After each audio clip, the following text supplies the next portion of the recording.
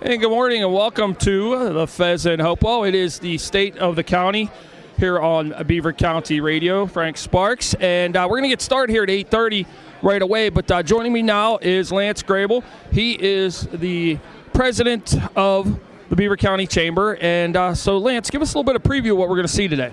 I mean, we got a good day, a lot of time to spend with our three commissioners to come up, give a little talk, answer some questions, talk about how great this county is. We'll have a little break, and then we'll go right into our state reps will come in and do the same sort of thing. All right, so annually we've been doing this event for quite some time now.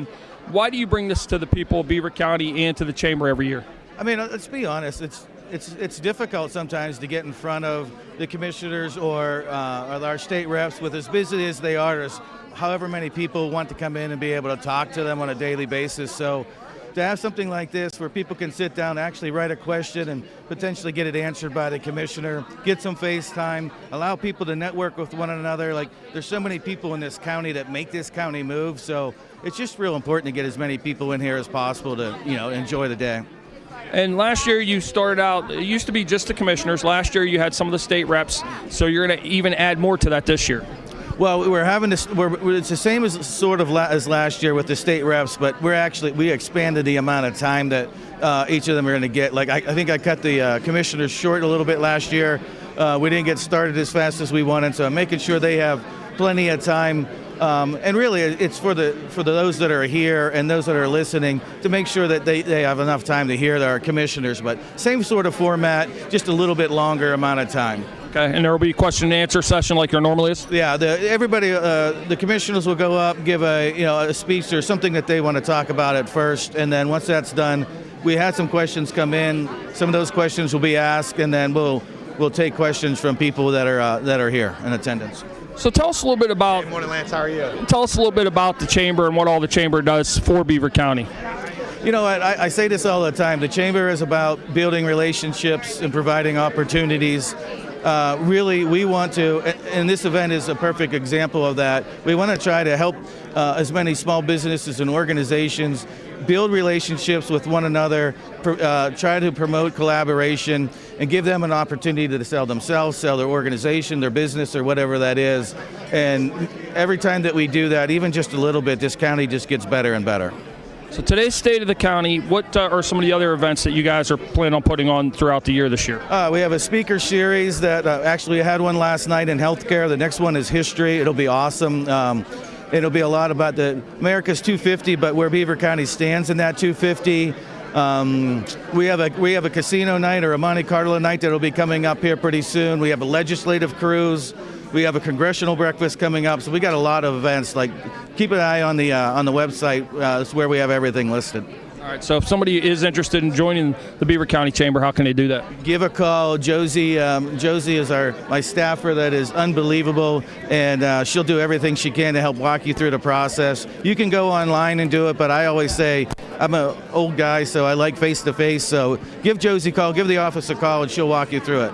All right, well, we appreciate it. Look forward to what's coming today, and hopefully it'll be a successful event as always. Looks pretty good turnout today. Well, hey, thanks to Beaver County Radio for being here. I mean, this event isn't what it is without Beaver County Radio being here. I can't even tell you how much I appreciate it.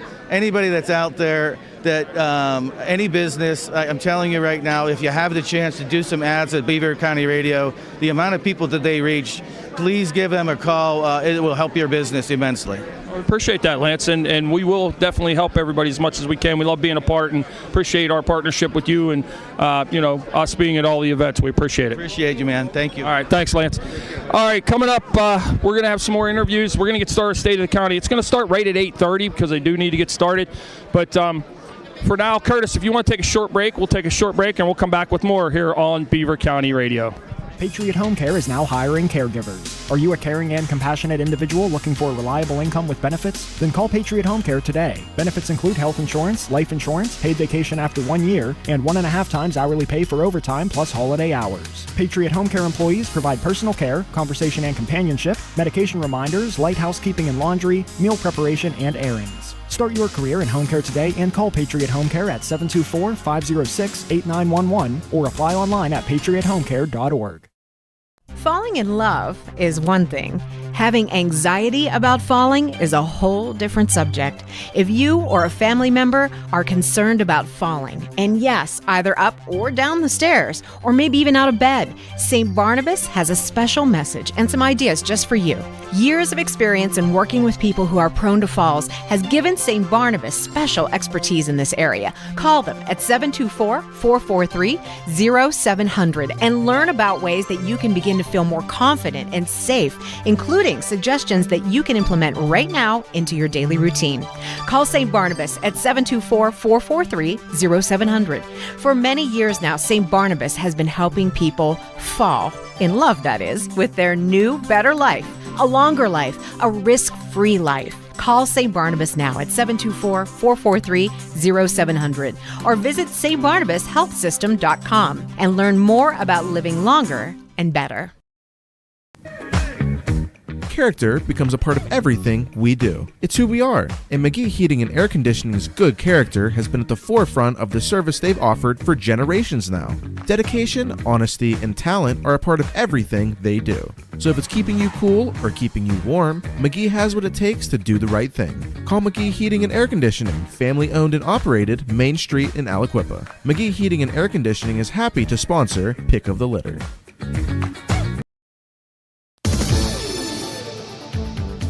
Moon Township Ford is celebrating the Pittsburgh International Auto Show in a big way. For a limited time, Moon Township Ford is offering Moon Ford Bonus Cash. That's $500 auto show retail trade assistance towards the purchase of an eligible vehicle. Check out Moon Township Ford's complete inventory online at moontownshipford.net. It's the perfect time to buy a Ford F-150, Ford Bronco, or Ford Bronco Sport and get $500 auto show retail trade assistance too. Stop over today and browse their new Ford models and gently used vehicles of all makes and models. Be sure to check out their complete line of inventory. February is the perfect month to buy and get $500 auto show retail trade assistance. Shop their eligible vehicles online now. Falcone's Moon Township Ford, where friends send friends. J. Young Refuse and Industry is proud to be an integral part of Beaver County for the past 36 years.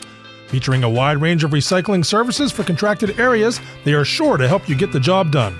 The J. Young Refuse team of professional drivers consistently exceed safety and service throughout the day, while their customer service representatives take professionalism to the next level. J. Young Refuse offers both commercial and residential pickup as well. Call J. Young Refuse at 724-495-6199 today. Patriot Home Care is now hiring caregivers. Are you a caring and compassionate individual looking for a reliable income with benefits? Then call Patriot Home Care today. Benefits include health insurance, life insurance, paid vacation after 1 year, and 1.5 times hourly pay for overtime plus holiday hours. Patriot Home Care employees provide personal care, conversation and companionship, medication reminders, light housekeeping and laundry, meal preparation, and errands. Start your career in home care today and call Patriot Home Care at 724-506-8911 or apply online at patriothomecare.org. Falling in love is one thing. Having anxiety about falling is a whole different subject. If you or a family member are concerned about falling, and yes, either up or down the stairs, or maybe even out of bed, St. Barnabas has a special message and some ideas just for you. Years of experience in working with people who are prone to falls has given St. Barnabas special expertise in this area. Call them at 724-443-0700 and learn about ways that you can begin to feel more confident and safe, including suggestions that you can implement right now into your daily routine. Call St. Barnabas at 724-443-0700. For many years now, St. Barnabas has been helping people fall, in love that is, with their new, better life, a longer life, a risk-free life. Call St. Barnabas now at 724-443-0700 or visit stbarnabashealthsystem.com and learn more about living longer and better. Character becomes a part of everything we do. It's who we are, and McGee Heating and Air Conditioning's good character has been at the forefront of the service they've offered for generations now. Dedication, honesty, and talent are a part of everything they do. So if it's keeping you cool or keeping you warm, McGee has what it takes to do the right thing. Call McGee Heating and Air Conditioning, family owned and operated, Main Street in Aliquippa. McGee Heating and Air Conditioning is happy to sponsor Pick of the Litter. All right, we're back here at the State of the County. Frank Sparks, Beaver County Radio. And joining me now is Beaver County Commissioner Tony Amadeo. Good morning, Tony. Good morning. How are you? Good. Nice turnout today here for the state of the county. Beautiful day here, except for the rain. I pulled out of my garage and the downpour began. I said, I hope this is not indicative of what's going to transpire today. Right. So what are we going to hear about today? I mean, the county's prospering as we've been talking about a lot lately. So what's going to be part of what you talk about today? I'm going to talk a little bit about the government, how we operate, how we function. And then, if you recall, I went to Washington, D.C., where I spoke to a joint, not a session of Congress, but a group meeting where SPC members who are on the council was able to speak. And I'm going to present some of that information about what's happening business-wise in Beaver County. So what's your thoughts of where we're at in Beaver County right now? We're at the beginning of a rebooming, a regrowth. I mean, we have always had problems. First was I'm sorry. Curtis is turning your mic Yeah. First there was the Great Recession, then COVID hit. We always had all these drawbacks, but now we're to the point now where we're able to move forward. And the fact that the three of us work well together, we each have our own little specialties, and we play on them. And that's why the government's flowing so well, and that's why the county's doing so well. And we have a lot of new businesses coming in, Shell, then you got Mitsubishi's coming, and every day it seems like we have more small businesses and even some larger businesses announcing they're coming to Beaver County. The fact that these companies that are here are reinvesting, maintaining the jobs that they have, plus adding jobs, and I think that's phenomenal. I think, more and more, we have probably one of the go-to destinations, at least in my opinion. As the commissioners, you guys seem to keep up with recreation and things like that. We have some of the best recreation here in Beaver County with like new pickleball courts, basketball courts, and all those things. Yeah, I have a lot of memories as a kid. When you're growing up poor, you didn't get to go to too many vacations. So what our family would do is we'd go to Brady's Run.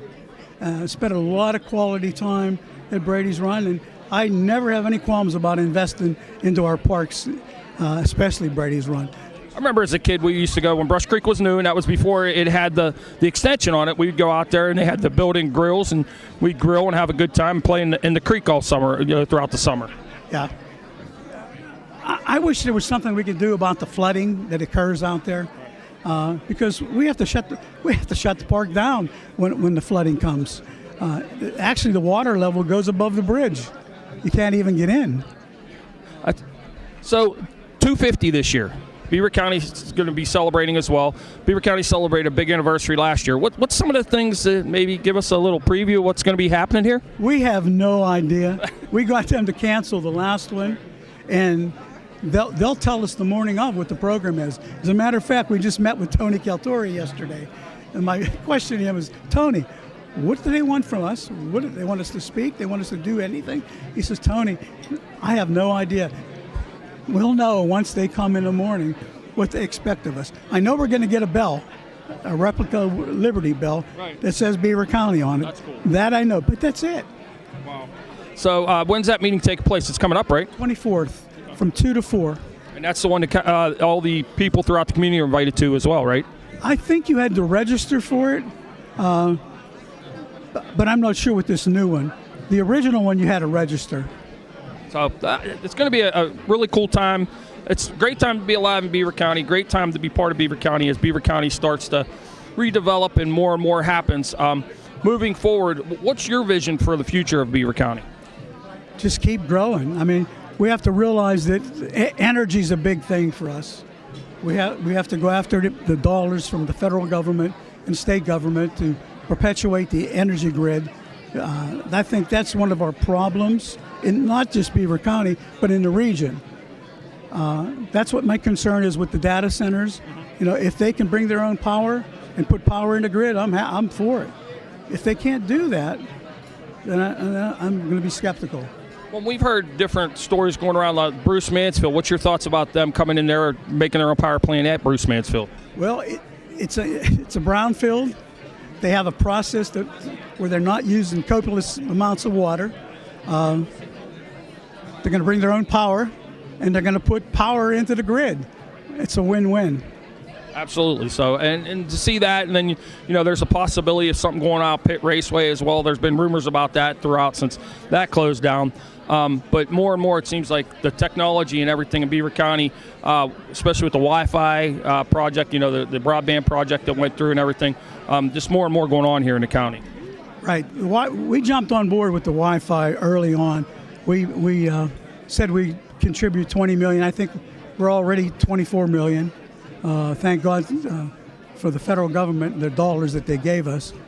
It's not fair for parents to have to take their kid to Panera or to McDonald's so they can do their homework. And what about the farmers out there that need to conduct their business? That's important that they have access to Wi-Fi. Absolutely. So I see Lance pacing, so I think I better let you go so Lance can. He's pacing. He's pacing behind us. I said I see Lance pacing. He's pacing behind us. So, all right, whenever you're ready, Curtis, you want to take another quick break, and then we'll come back with more, and we'll get started here in a minute on Beaver County Radio.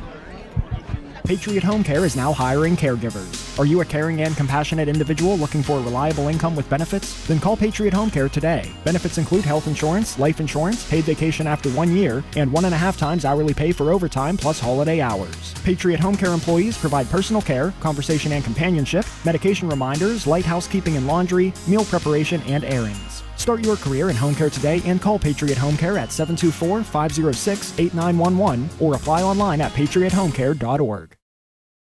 Falling in love is one thing. Having anxiety about falling is a whole different subject. If you or a family member are concerned about falling, and yes, either up or down the stairs, or maybe even out of bed, St. Barnabas has a special message and some ideas just for you.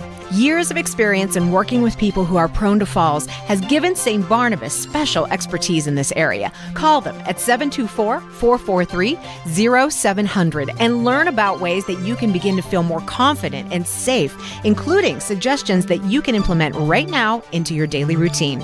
Call St. Barnabas at 724-443-0700. For many years now, St. Barnabas has been helping people fall in love, that is, with their new, better life, a longer life, a risk-free life. Call St. Barnabas now at 724-443-0700 or visit stbarnabashealthsystem.com and learn more about living longer and better.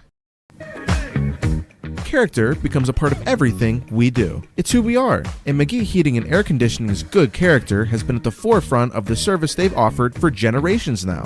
Dedication, honesty, and talent are a part of everything they do. So if it's keeping you cool or keeping you warm, McGee has what it takes to do the right thing. Call McGee Heating and Air Conditioning, family owned and operated, Main Street in Aliquippa. McGee Heating and Air Conditioning is happy to sponsor Pick of the Litter. Moon Township Ford is celebrating the Pittsburgh International Auto Show in a big way. For a limited time, Moon Township Ford is offering Moon Ford Bonus Cash. That's $500 auto show retail trade assistance towards the purchase of an eligible vehicle. Check out Moon Township Ford's complete inventory online at moontownshipford.net.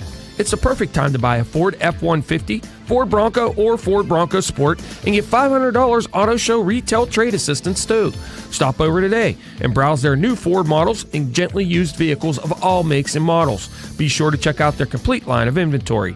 February is the perfect month to buy and get $500 auto show retail trade assistance. Shop their eligible vehicles online now. Falcone's Moon Township Ford, where friends send friends. I can't thank you enough for taking the time to come here today and to listen to our commissioners and then a little bit later on our state reps. Just to give you a quick rundown of what the day looks like. Jack's late again. That's okay. Just to give you a quick rundown, we're going to have a nice little presentation from United Way. Mary Lou's going to come up, talk about some exciting stuff. After that, a lot of time with the commissioners. They'll give some opening remarks. They'll have a chance to, we've had some questions that have come in to the staff over time, so they'll answer some of those questions. And then each of you have some cards and some pens. Everybody should have some at their table.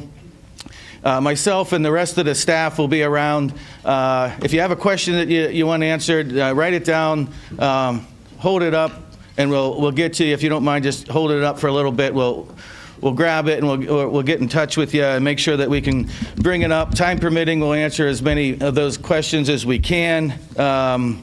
We have a little bit more time this year than last year. I cut the commissioners short last year by accident. I swear it was by accident. It's not because they weren't talking enough about me. That wasn't it. Anyways, let me go walk through our sponsors. First of all, thank you to our media sponsor, Beaver County Radio. They're here. They broadcast this. They simulcast it. It's unbelievable. I can't tell you how many other people listen to this that aren't here. We received hundreds, almost 1,000 comments last year from folks that were listening online. So we can't thank Beaver County Radio enough for being here and being a partner with us. Our keystone, our presenting sponsor is Shell Polymers. Unbelievable. They've helped this staff and this chamber out so much and stepping up for our events. They realize how important these events are, not to this chamber but to this county. Our cornerstone or gold, our Ambridge Regional Distribution and Manufacturing Center. Beaver County Corporation for Economic Development. Lou Velati, he's here with us. He's the man. If you have questions, please go bother him with a bunch of questions.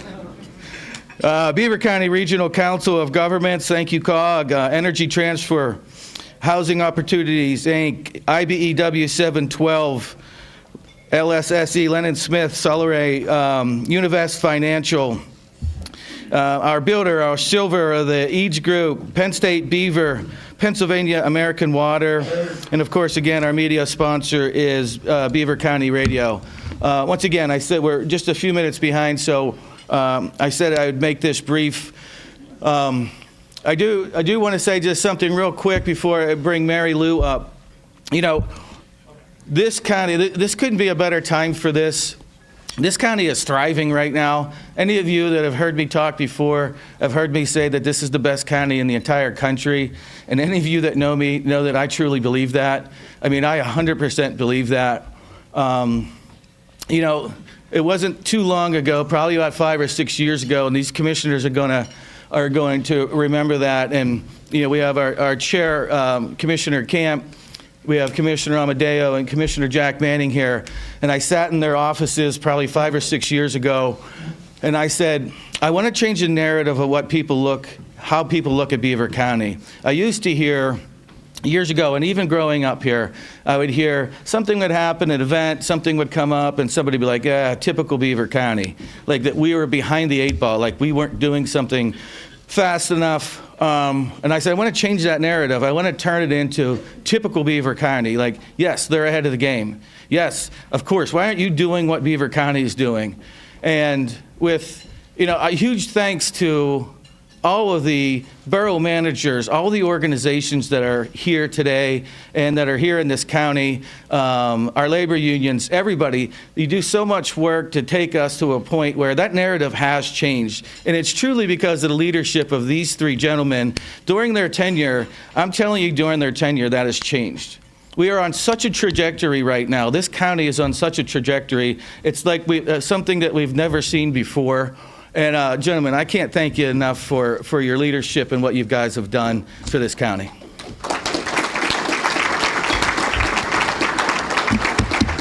All right, I'm going to bring Mary Lou up to give you a nice little presentation here real quick from the United Way.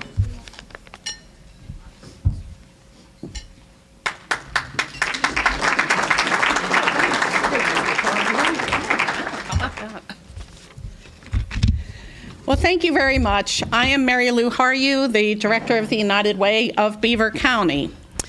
When we talk about the future of Beaver County, we certainly talk about economic development, new industry, and opportunity. But the true measure of our future is found in people. It is found in whether our county residents have a pathway to family-sustaining careers, stability, and hope. That is why the United Works program is so important. United Works was created in April of 2025, so not even a year ago, through a collaboration with United Way of Beaver County and job training for Beaver County. And Rich is in the room somewhere. Raise your hand, wherever he is. I don't see him. Okay, back there. Okay. And it was created to help the ALICE population specifically. And if you haven't heard me speak before, ALICE means Asset Limited, Income Constrained, Employed.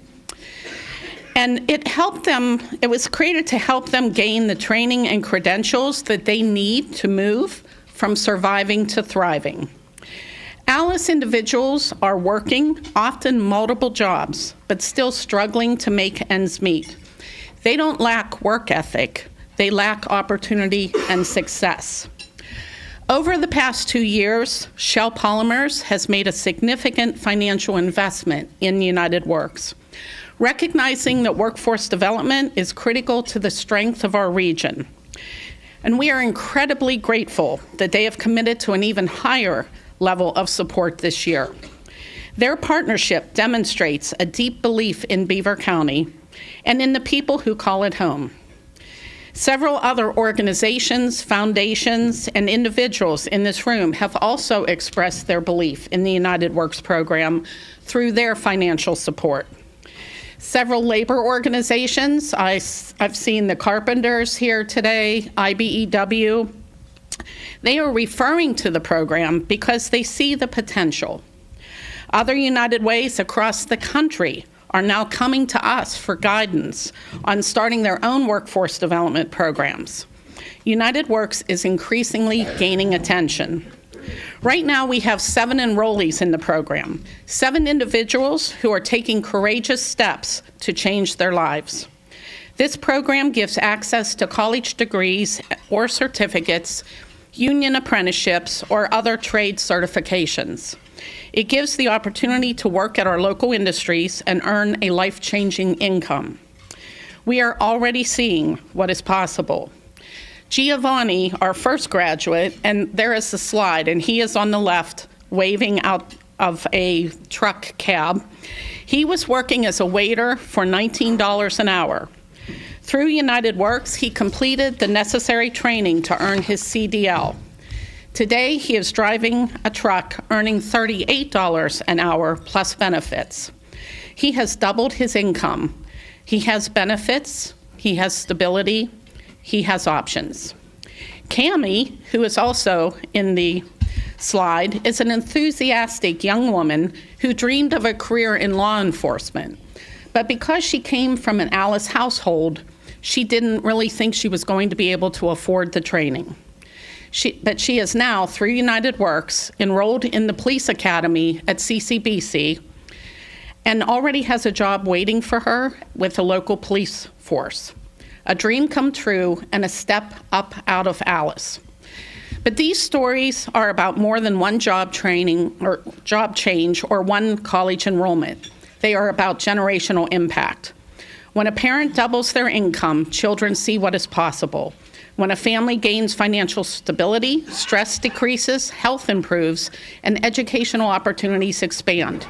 When one person moves into a family-sustaining career, the trajectory, I told everyone I was going to have trouble with that word, of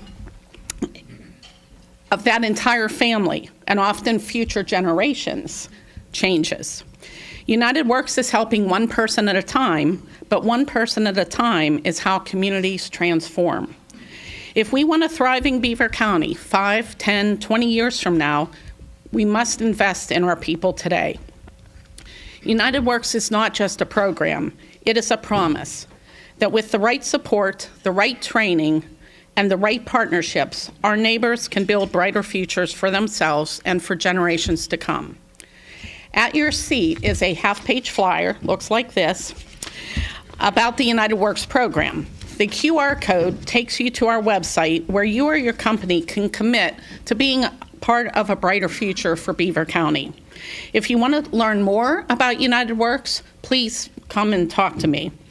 Or if you want to learn more through our website or through our social media, just connect with those. We also hope to be launching an awareness-building campaign soon so that we can reach more individuals who just need a chance.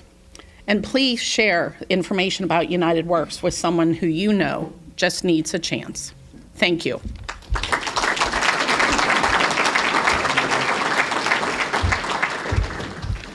Thank you, Mary Lou. What a great program. Thank you for all you do for United Works. And Shell, thank you so much for the amount of effort and time that you're willing to put in for that as well. It's such a great program. Next up, we have an honor, and it is an honor. And when I talked to him on the phone a bunch of times, he said, please don't make a big deal about me. But anybody that knows John Delano knows that he is a big deal. My gosh, like I started looking at the people that he's interviewed. It's incredible, John. I mean, it's incredible. And he was just telling me a story, and I think I'm going to steal some of your thunder, that you interviewed Hillary Clinton here. Yes. Just unreal. It's such an honor to have you here. I can't thank you enough. And as well as we know him from KDKA for 30-some years, if you get a chance just to talk to him as a person, he's the most unbelievable. He lifts you up. He's one of the most unbelievable people I've ever had a chance to have a conversation with. I can't thank you enough for being here. Everybody, John Delano.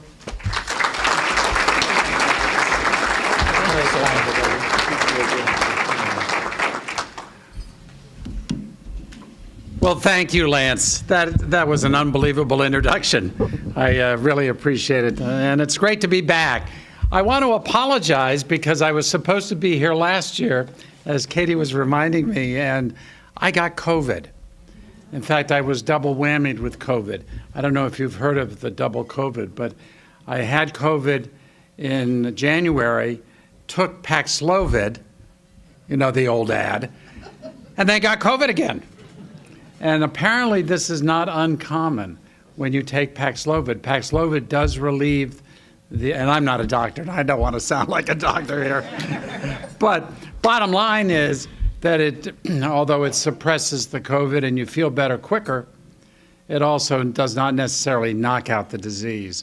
And so that's the reason I wasn't here. And I feel so badly because this is a wonderful organization, the Beaver County Chamber of Commerce, and there's so many wonderful groups here in Beaver County that I've been privileged to cover over many years. And Lance, you're exactly correct. One of my early interviews back almost 20 years ago was with Hillary Clinton here at the Fez. And what I remember particularly about that interview, I've interviewed a lot of candidates for President of the United States and presidents, of course. And the fact is that I think of all the candidates I've ever interviewed, believe it or not, Hillary Clinton struck me as the smartest. Absolutely the smartest. You don't have to agree or disagree with her politics, just that she's an incredibly bright woman. And in person, she was absolutely charming. She was fun to talk to, easy to talk to. Rob, maybe you've had that chance. I mean, she's very, very easy person to just chit-chat with. And she remembers things from your earlier interviews that she recounts as well. But on television, she's awful. And, you know, you reach a certain point in your career, you feel like you can say anything to anybody, as these commissioners might find out in a minute. So I said to then Senator Clinton, I said, you know, Senator, you come across so much better in person than you do on TV. And she said, John, she says, everybody tells me that. But what can I do about it? I can't meet 12 million Pennsylvanians in person. And she was absolutely correct. Absolutely correct. So, well, that was one of my first encounters with Fez. I don't know if Steve is around somewhere, Steve Cavalli. But this place, I have gone to a lot of breakfasts around this region. There's no doubt in my mind, Steve, that the Fez has the best scrambled eggs anywhere. How about an applause?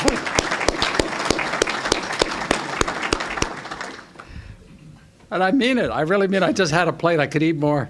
I won't. Let me remind everybody, you've got these cards on the table. And this is so you can write questions for our commissioners. In just a minute or two, we'll get going, because I do want to make sure that we've allotted plenty of time for Q&A from you, because really the whole reason we're gathered here is to have the commissioners respond to you, not questions that I've come up with, or that Lance and John have come up with, or their government relations committees have come up with. So please take advantage of that. Just write down a question and we'll be sure to try to answer everything. So I don't want to waste a lot of time introducing these gentlemen because everybody knows them in this room, and it's been my great honor and pleasure to know some of them, like Tony, forever and ever. I knew Jack back in his chamber days, going way back. And Dan, I've gotten to know from the moment you became a candidate for commissioner. And it's, for me, it's been a great honor and privilege over the years until I retired a year ago to cover Beaver County and to give Beaver County as much attention as I could on KDK TV because, as Lance said, this is a county that is awesome and is doing great things. And certainly part of that is because of what you do in this room, but also because of the county commissioners. So this is a state of the county opportunity. And so I wanted to ask, as we begin this, each of the county commissioners, you can stay right where you are. You've got a microphone. It'll save time from coming up to the podium. But if I'm going to start, I'll start with the chairman, with Dan. But I'm going to ask each of the commissioners the same question, and that is, in your view, what is the most important part of the state of the county that you would trumpet the most? If I had a microphone and television camera here, what do you want to tell folks is the greatest success of Beaver County right now? So, Dan, Dan, it's your... You hear me? Yep. So, to start out, John, thank you. I appreciate it very much for this opportunity, the chamber, the opportunity. You know, we have so many great things that's happening in Beaver County. I'm not your acoustics guy here, but keep trying. All right, thanks. So, you know, I would have to say the greatest thing is our local governments. You know, I really want to put an emphasis on how important it is that our county commissioners, our state legislators who you'll hear from later, work with our local governments, because we hear it day in and day out. One of the things that we hear most is, why aren't we doing this or why are we doing that? And we have to explain to our residents, we have to explain to businesses that our role as county commissioners is to support. Our local governments are the ones who have those final says when it comes to permitting. Obviously, there's some state permits that need to happen, but the work that our local governments do is what's really important, and I think they don't get enough credit. So one of the greatest things is the work that our local governments are doing throughout Beaver County. Okay, good, interesting. Jack, how about you? It's on. We can't hear it here. In my mind, and it's been this way in any position I've ever had, it's really come to light over the last 6 years as commissioner. And it may sound trite, but it's the people of Beaver County, and particularly our nonprofits and faith-based groups. I mean, they're the ones that really put the quality of life over the top here in Beaver County. I'm very appreciative of having worked in the industry, for all the business and industry and things that we do. But I mean, I could go down the list of some awesome, from Flourish Beaver County to the Right Promise, to Push Beaver County, to the Cornerstone, to the United Way, to Neighborhood North and the folks at the door. Those are the folks that really, I think, I'm most proud of and really make Beaver County so great. I should have said that I'm going to come back to each of you and let you say a little more about your views of the state of the county, but I wanted to start off with something succinct. What do you think, Tony, is really the most important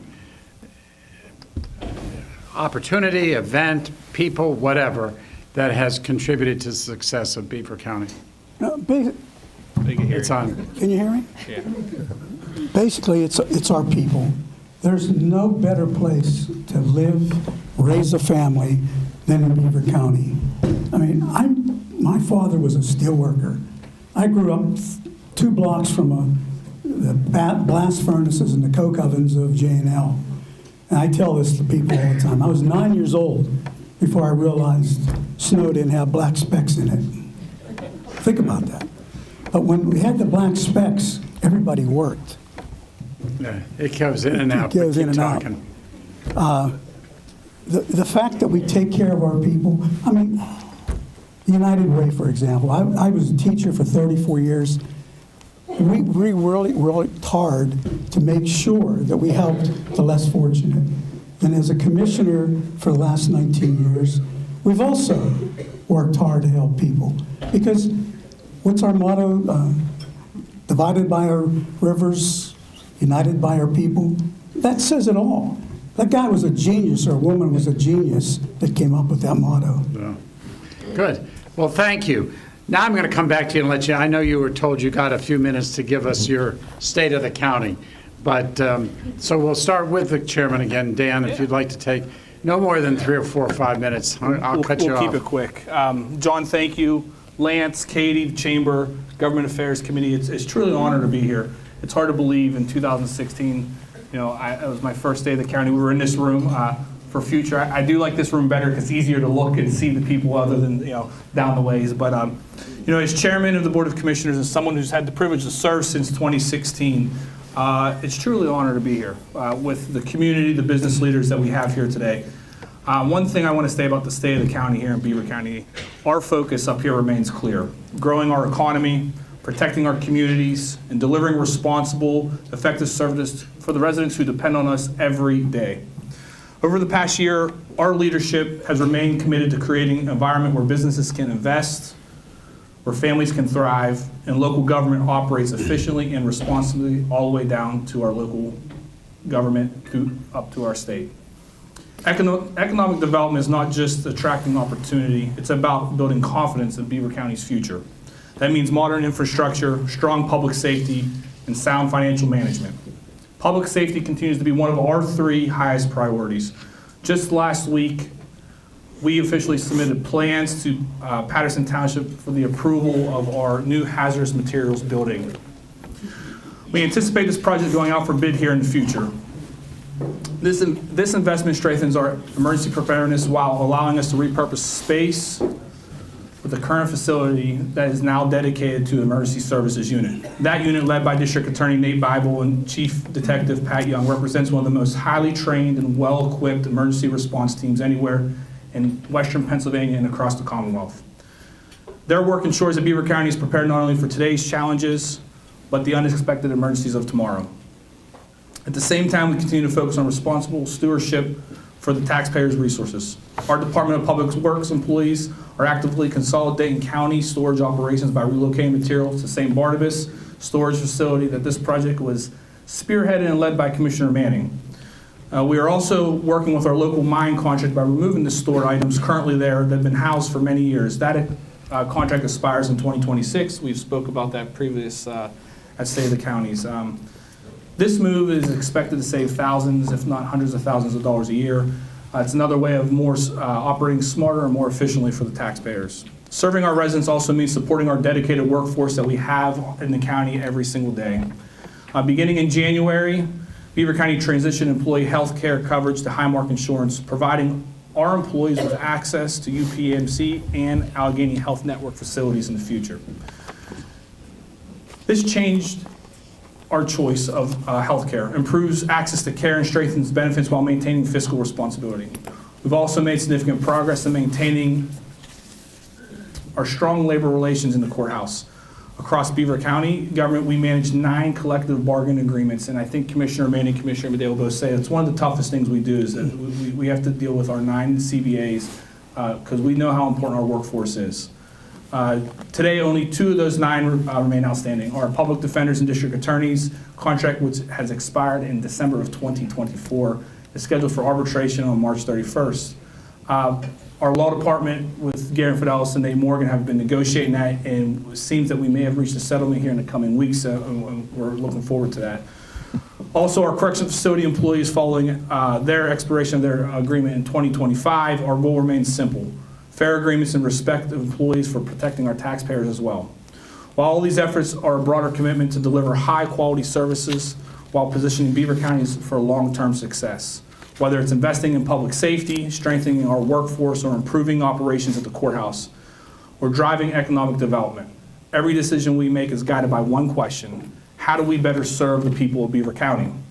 The progress we are seeing here today result in collaboration between local government, businesses, first responders, community leaders, and residents who deeply believe in Beaver County.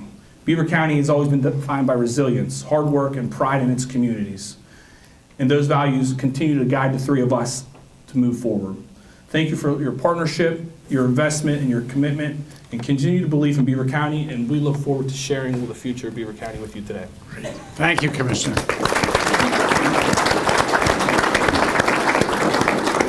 Jack, Commissioner Manning, go ahead. I thought you'd go age before beauty. He is. He's 9 months older than I am. I have that on the record. So, my heartfelt thanks and appreciation to Lance Grable, the Chamber Board and staff, the sponsors for this opportunity to speak again this morning. And again, John, it's great to see you back in Beaver County. Although hearing you talk about Hillary Clinton, I'm neither bright nor charming, so this could be trouble as we go forward here. But I'd like to briefly touch on 3 different areas. Number 1, we're fiscally sound and financially stable. Number 2, we continue to show significant positive economic stability and growth across several key sectors in Beaver County. And number 3, I've never been more optimistic about our future and achieving the comprehensive quality of life that every resident of Beaver County so richly deserves. I'd also like to say I've never been prouder of my collective courthouse colleagues, folks up here on the stage with me, our row officers, and all the other folks in the county who are doing great work. Our business community, our faith-based and nonprofit community, our labor and workforce, because we all contributed to having this very positive outlook and an enviable position we enjoy today. We don't govern in a vacuum. This has been a collective effort by all of you as well, so I thank you. At the end of the day, I make no bones about being one proud Beaver County that's excited about the prospects and confident in our future. Well, as I stated, number 1 is our finances.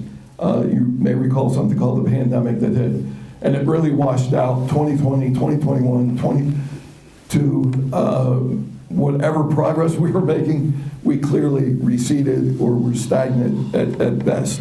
But in the last 3 years, given our sound fiscal management and obvious help of $92 million in ARPA money, we've seen our Standard & Poor's bond rating rise over these 6 years from AAA category to A+ just recently.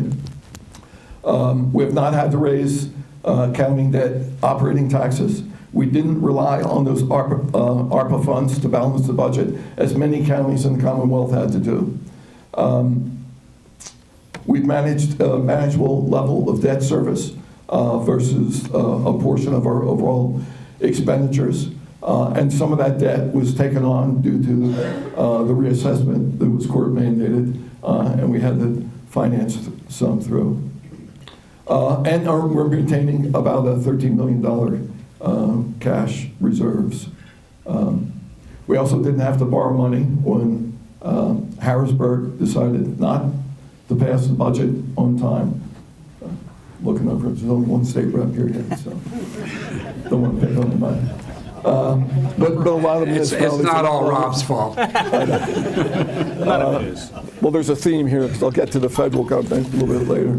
Apparently, the county government is the only one where you don't not go to work. Anyway, hence my strong belief we are fiscally sound and financially stable, and doing significantly better than many of our counterparts in southwestern PA. Number 2, what leads me to believe so strongly in the positive outlook for our growing economy is the current level of public and private investments in our infrastructure and job creation that's happening right now. Just a few examples. I know Lance said I only have 15, 20 minutes, but John says it's close to You have 5 minutes and you're almost there. So I'll just stick to the 2025 things that have been talked about or is happening. Tenera Steel, who has invested $150 million in their Copple plant, hiring people, expanding their capacity. Vistra Nuclear Power Plant, whose fortunes have turned from acquiring a potential plant that was going to close to being at the forefront of regional energy production. a stable employer, a great community-minded corporation with new investments now coming from Meta. Mitsubishi Electric Power Products, the $86 million plant up at the Turnpike Exchange, 200 new jobs with their advanced switchgear facility. Funding of $2.1 billion for the Montgomery Locks and Dam, which people forget about, but that's a big investment key to the economy of Beaver County. And that dam project continues despite the federal government shutdown that occurred.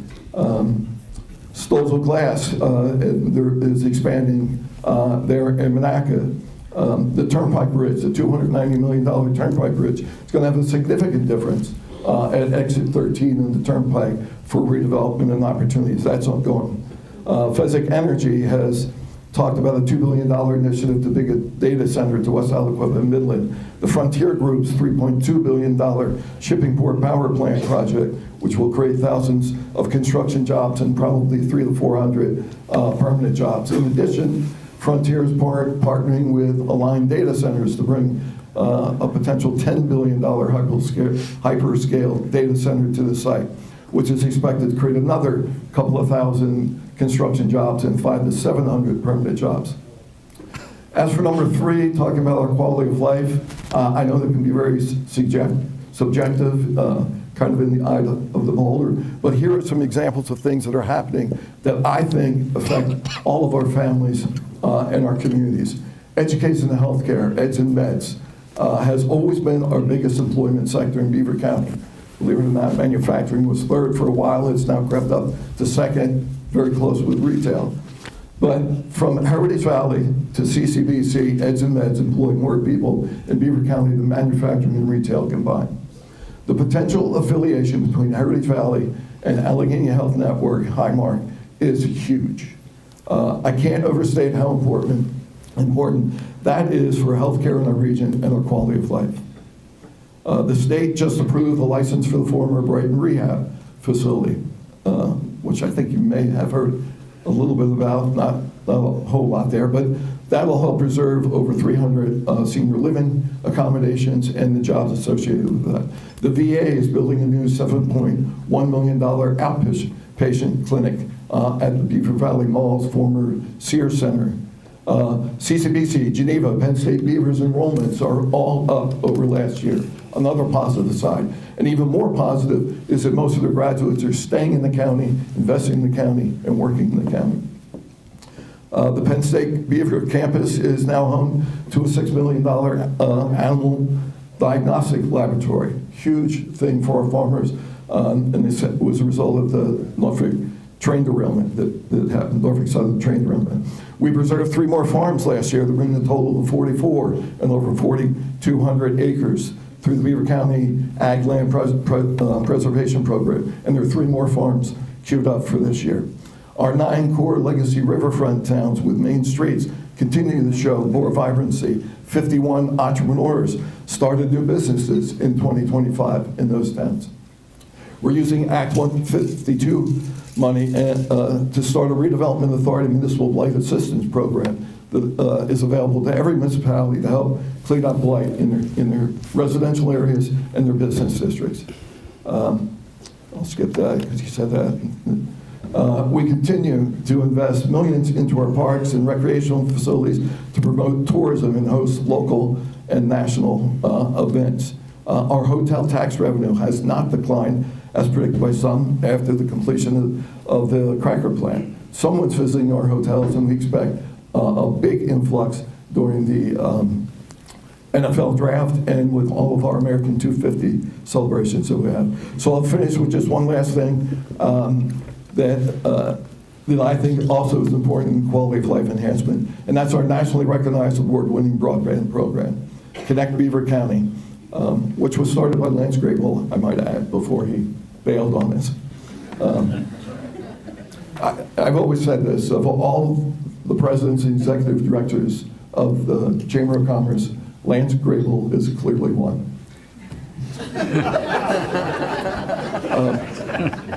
Is he hiding? He's back in the corner. He heard you. Welcome, Lance. But anyway, at the end of the year, we have hooked up 1,275 homes. There only remain about 400 households in Beaver County that left to be connected with that. We've laid over 350 miles of fiber optic cable to get this done. I think we all know, going back to the pandemic, how important connectivity is to the quality of life. So, yes, very bullish on Beaver County because I believe in the resilience, the perseverance, the work ethic, and ingenuity of the people of Beaver County. Our future is bright, and it's looking brighter. Thank you for not cutting me off, John. Thank you, Jack. I was tempted, but how can you cut off somebody saying so many great things about what's happening in Beaver County? Thank you, Commissioner. Appreciate it. Commissioner Amadeo. Hi, John. You bring institutional knowledge and experience beyond these two guys combined, right? I need to take you home so you can talk to my wife. This isn't working. Yeah, just put it up close. Hello? Keep talking. They can hear you. You can hear me? Oh, okay.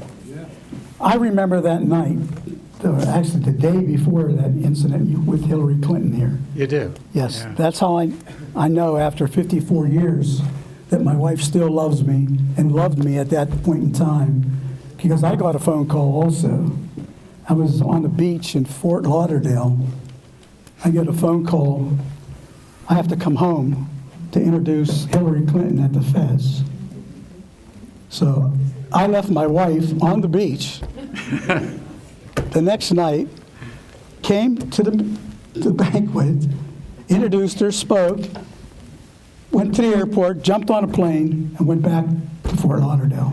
Oh. I've been married 54 years, so. She forgave you. She forgave me, yes. No, she was pretty nice about it. I think she wanted some quiet time, I don't know. If you want to switch mics, maybe take Dan, see if that works better. Well, thank you, everyone, for having us here today. We've been progressive and proficient in protecting our children, serving our families, managing our emergencies, safeguarding our elections, and securing justice in Beaver County. Those are our main charges as a county commissioner. That's what we're supposed to do. We do all these other things in addition to protecting our children and providing for emergencies.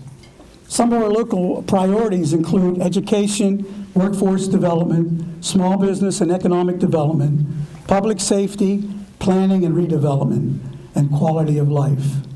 Along with the county commissioners, the backbone of our county government is governance, is the very knowledge and professional group of county row officers and department directors. With all of them, county commissioners are able to facilitate county government that our citizens deserve, and I thank them all, especially including our 3 administrative assistants. Now, I was blessed last September to go to Washington, D.C. with SBC and Allegheny Conference to boast a little bit about Beaver County. And I have my remarks, and I'm going to highlight some of them that I made to members of the House, the Senate, and the executive departments.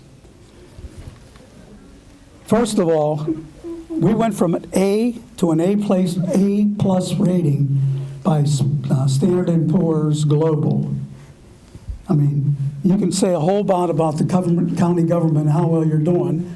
If you get through this process, not only going from an A to an A+, you're actually doing your job. That's so important. National awards, as Jack alluded to, we are in the process of completing a $24 million broadband infrastructure project, Connect Beaver County. On August 20th, the Beaver County received a National Private Partnership Award from the National Association of Telecommunication Officers and Advisors to our Connect Beaver County Broadband Initiative at their annual conference in New Orleans. The award was part of the NATOA's Community Broadband and Digital Equity Awards, which recognizes innovative projects in government, business, and communities nationwide. As of today, 1,435 homes have been connected through Connect Beaver County, with a minimum estimated total of 2,200 homes being connected by the end of 2026. Ramifications of that, education, business, and farming. Prior to this, if you lived in the surrounding areas in Beaver County, the farming areas, which were away from our two major rivers, if your son or daughter had to do his homework and you didn't have internet, you had to take her to a Panera's or he to a Panera's or a McDonald's or someplace where they had broadband. Now we're connected, it looks like a total of 3,600 new homes. That's big, very big. In the last year, we've seen existing companies invest millions of dollars in current facilities and in expansion. Some of the highlights include Kennison Plastics investing $2.6 million in their existing site in Chippewa to retain 100 jobs and to create 40 more. They also purchased a new R&D location in New Brighton and invested another $1 million, which will create an additional 20 jobs. Versatech in Aliquippa is investing $40 million to expand in a new facility, retaining 180 jobs while creating 80 more. The United States Gypsum in Aliquippa is investing $15 million in their facility, which saves 175 existing jobs and creates 5 more. These are just several of the examples the Beaver County's companies are doing, reinvesting in Beaver County. So apparently they see a future here, just like we do. Last year we had announcements of companies choosing to invest in our county.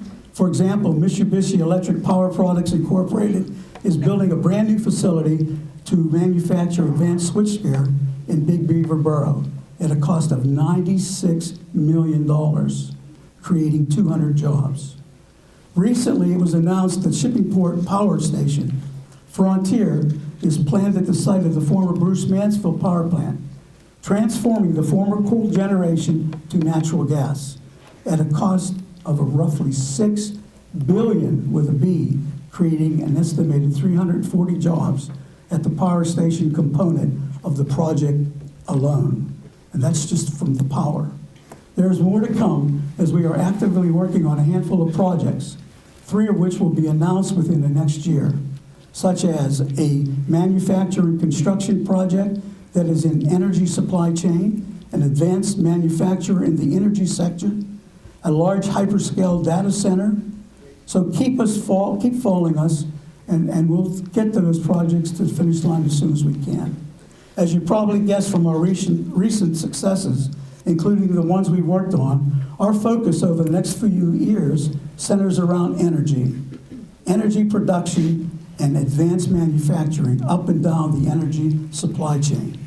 Beaver County is still proudly industrial, and we will continue to look to those unique industrial opportunities.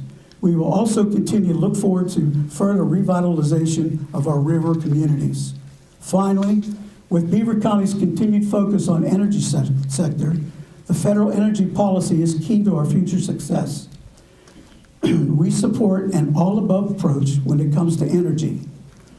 Our county is home to the first commercial nuclear plant, which is still in operation, one site down the river.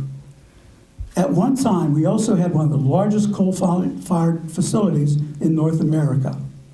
And at that location will soon be a natural gas facility. It is our hope that energy policy includes continued support for manufacturing that is key to reaching our energy's independence. Lastly, I'd like you to continue to support and develop programs that help us revitalize our older business districts. Thank you. Thank you, Commissioner.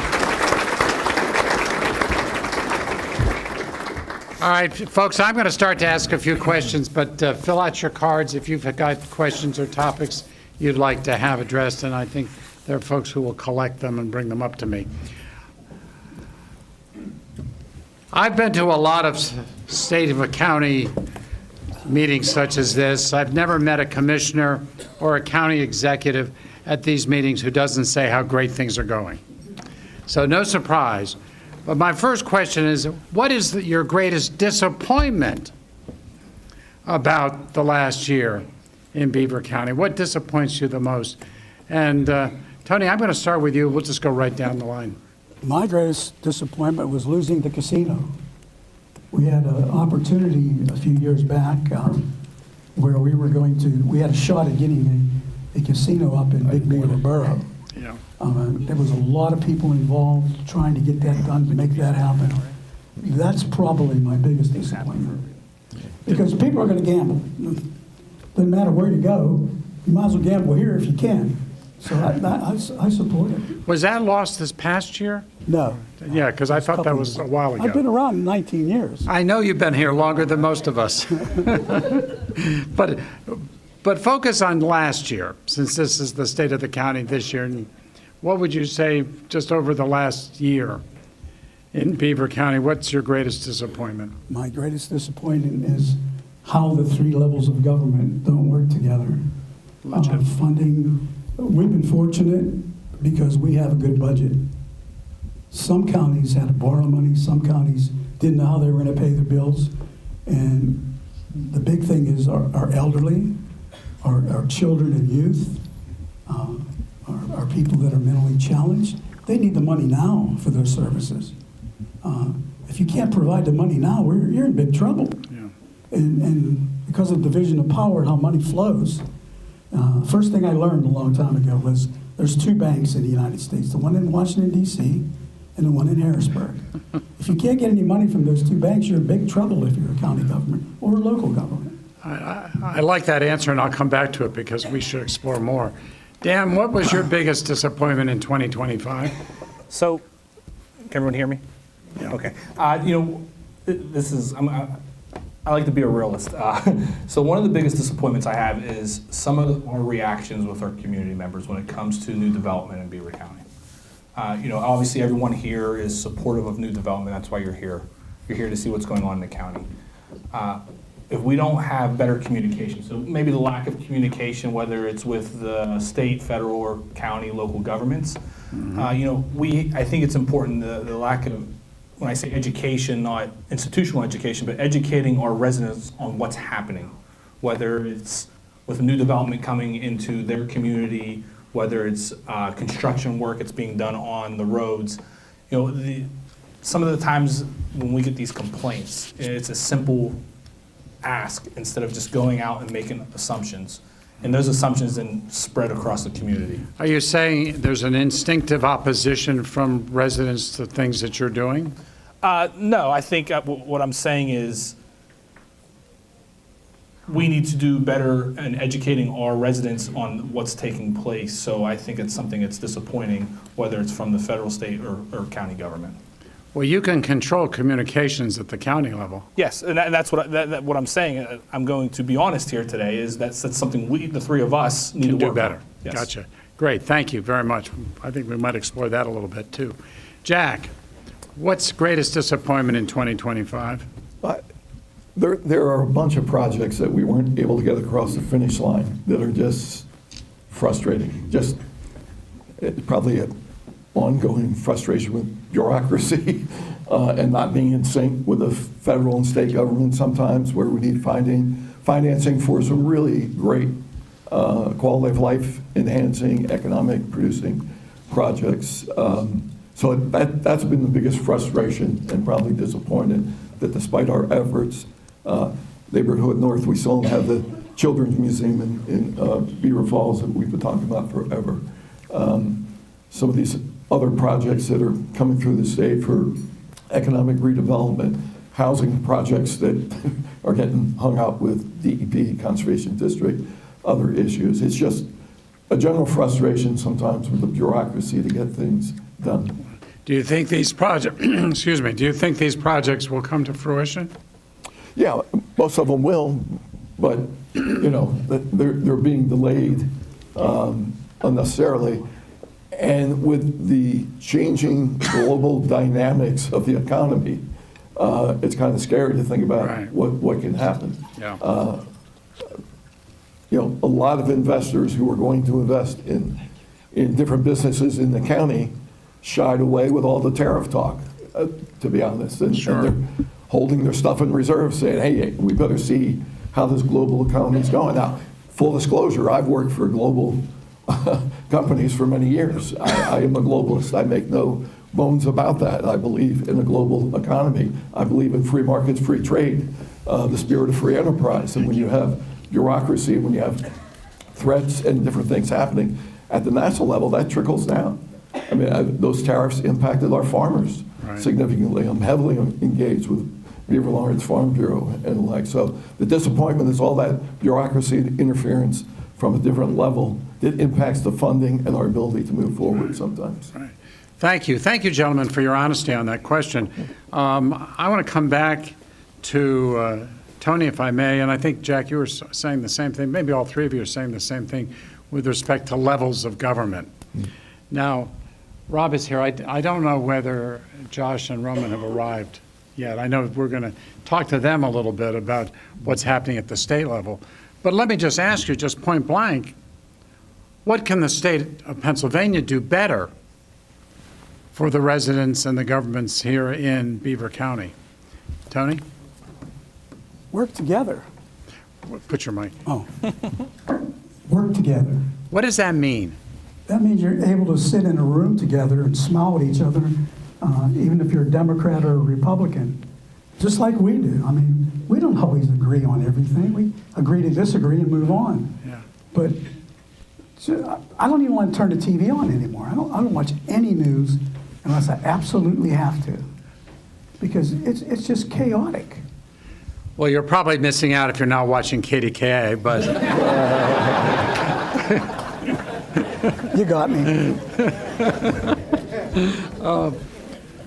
I mean, my impression is that the three state reps, D's and R's, work well together from Beaver County. They do. They do. They do. Absolutely. Yes, they do. Yes? No, absolutely. We get And around you the three work Commonwealth, well and together. that's true. Yes, we do. So what's the hang-up? Is it the leadership in Harrisburg as opposed to the locals? The Commonwealth's very large. It The is. country's very large. Yeah. We're a small focal group. We can sit down and hash things out. We have great representatives that work for Beaver County here, but they have to get votes from the other side of the state, the middle of the state. I mean, Sure. Right. that's the problem. Well, you may or may not need to stick around, but I'll ask them the question about what they can do on that. I'll tell you what really impressed me when Shell came. They all got together. Sure. Representatives from Philadelphia, the other side of the Commonwealth, worked together so that we got the plan. Yeah, no, I know. That doesn't I happen covered that. very often. Yeah. Dan and Jack, your thoughts on the same question with respect to, the levels of government working together. Your thoughts on how that might be made better? What bothers you most about it? You could go first. I'm going to be honest, so. I mean, people know my history. I am a no labels problem solver, get it done. Right. We have a lot of folks like that. Rob Massey is one of them. That he doesn't care about your political affiliation. If we have a problem, how do we work together to solve that problem for the betterment of Beaver County? It's tough in this divided legislature to get a consensus on some things because the political extremes are still pulling people away from that moderation of how do we get things done to solve problems. We're fortunate at the county level because we're not like that. We only care about one thing, what's best for Beaver County. I've had some good ideas, I've had some harebrained ideas. Those guys have reined me in with my harebrained ideas. But somehow we come together and make good decisions for the best of Beaver County. We don't care about our political affiliations or stances on things that don't impact the job we have to do. It's not that way in Harrisburg. It's certainly not that way at the federal level, which is a complete disaster right now, up and down the aisles, Senate and House. So I don't have much hope for them. We're just trying to control what always rolls downhill from the federal and state level to us to manage it, the unfunded mandates that we get sometimes and different things, and hope that states' rights still apply and local government, as the Commonwealth is designed, still apply, and we do our job. But there's a lot of regulations that they need to come together on that is holding us back for some of that development. Just like codes for things, permitting for housing developments, for business development. Those kinds of things really frustrate us because we don't have control of the Uniform Construction Code, or all of those things that can be a big impediment to people taking their hard-earned money, investing in a downtown to start a business. They have a lot of opportunities. I mentioned our 9 core legacy riverfront towns. Well, within a 1 hour's drive of Pittsburgh, there are 100 towns just like the 9 we have in Beaver County. Yeah. And if you're going to invest your money, we want to make sure we're not being an obstacle to invest in a downtown business. Yeah. And we do the best we can, but we still have to adhere to the rules and regulations and the code enforcement and the permitting processes. Right. Dan, what most frustrates you about Harrisburg? So I think all of our answers are going to be pretty much the same. Party politics. As you said it here, the three of us work good together. Our state legislators in Beaver County are great. Yeah. And I could probably say that there is no other county across 67 counties that have state legislators like ours with the 3 representatives in the state senate that we have. As 2 state senators, Senator Bartolotto has a small portion. We could call any of them at any time, but they are only going to be able to do so much across the Commonwealth. You know, for an example, and I'm sure we're going to discuss this later with our representatives, our last RCAP allotment, I think we got somewhere around $8 million. Normally we're upwards of $16 million because party politics was played across the Commonwealth because there was elections going on. I'm going to be honest. Right. It is on my list of questions. We want to make sure that we get our fair share, and I know Rob and Josh and Roman and Elder and Camera and even some of our other friends in the southwestern Pennsylvania, they understand what's going on in the Beaver Valley region. They understand what's going on in southwestern Pennsylvania. And it's important that we continue to have that money flow here and not just out in the Philadelphia area. So, you know, when I say party politics, it's not our legislators. It's what's going on east of Harrisburg. I'll say Harrisburg and east. So, you know, we appreciate what they do for us. We could call them at any time and say, hey, we have a project, and they're going to go to bat for us because, as Jack said, they care about their community just as much as we do. They're here every day. You know, they walk in those grocery stores. They meet with families. So it's important that everyone in this room knows we're not talking about our legislators. We're talking about what's going on. I understand. Great. Thank you very much. Appreciate that. We're getting questions, and a lot of them are replicating ones that I have here. So let's use your questions instead. Jack, this might start with you, actually, because I remember an interview with you years and years ago when I asked this question, and maybe in a different sort of way because one company or another was leaving. What is the status of the Beaver Valley Mall? Do you remember that? Jared, all too often, I get it pretty much once a month. So, I will say this, and people talk about this when they want to complain about Shell sometimes, but if Shell hadn't come, I don't think the Beaver Valley Mall would be there. The anchor stores are doing well, but the state of retail is such that, I mean, how many Amazon trucks do you think you'll be behind on your way to wherever you're going when you leave here? Yeah. I mean, online shopping has really hurt the retail mall business. Where we are doing better is the retail downtown business, where there's personal service, there's a different relationship that you don't get over your computer or your phone when you're ordering stuff. And that's doing pretty well. But I don't see the mall coming back from a viable retail spot. We have tried to promote the idea of it becoming more convention center-like. Matter of fact, the Beaver JCs are going to have a flea market thing, coming up, and you'll see more cars for that than you'll see on an average day there. Some of the anchors are doing okay, Oral King's doing okay, Boscov's, for whatever reason, still hanging in there, very good. The Penny's is closed now. Dick's, who knows what's happening there. It's going to be tough to survive in this climate unless you diversify. I'd love to see food court, housing, and some other things in there. Let me ask if Dan and Tony have. But again, and this is when I talk about communication to our residents and our taxpayers. That is owned by a private entity. They could do what they want with it, just like Pitt Raceway could do what they want with it. It's unfortunate what's happening, and the board will support anybody who comes and wants to do something, or state legislators will support it. But until you have an owner of a piece of property who wants to develop it, who wants to see it flourish, nothing's going to change. Yeah. Well, this isn't the only. I don't live too far from another place called Century 3 Mall. You're nowhere near those issues. I will say this, just one other thing. Our senior center, Career Link, job training for Beaver County are in there, and they're highly successful and do a lot of business. I don't know, Tony, how many seniors, and I don't mean to ask you, Dan, how many seniors do we have at the senior center? I want you to know that I am one of those senior citizens. I'm right with you, buddy, I'm right with you. I think 2 of 3 of you are in that category. But no, the mall has a lot of potential. You just got to find a buyer that's going to come in and develop it. You can make a multi-thing, senior center, apartments all around it, a shopping place in there. I mean, we just got to find somebody that has the money to do it. Yeah. I remember when I was a supervisor in center, that mall was appraised at like $58 million. We're lucky if it's at 23. I'm 24. I'm not sure if it's low. All right, well, thank you, gentlemen. I'm going to ask you to be very succinct on some of these questions so that we can get through. We got a bunch now. And here's one that was also on my list. Does our power grid support data center use?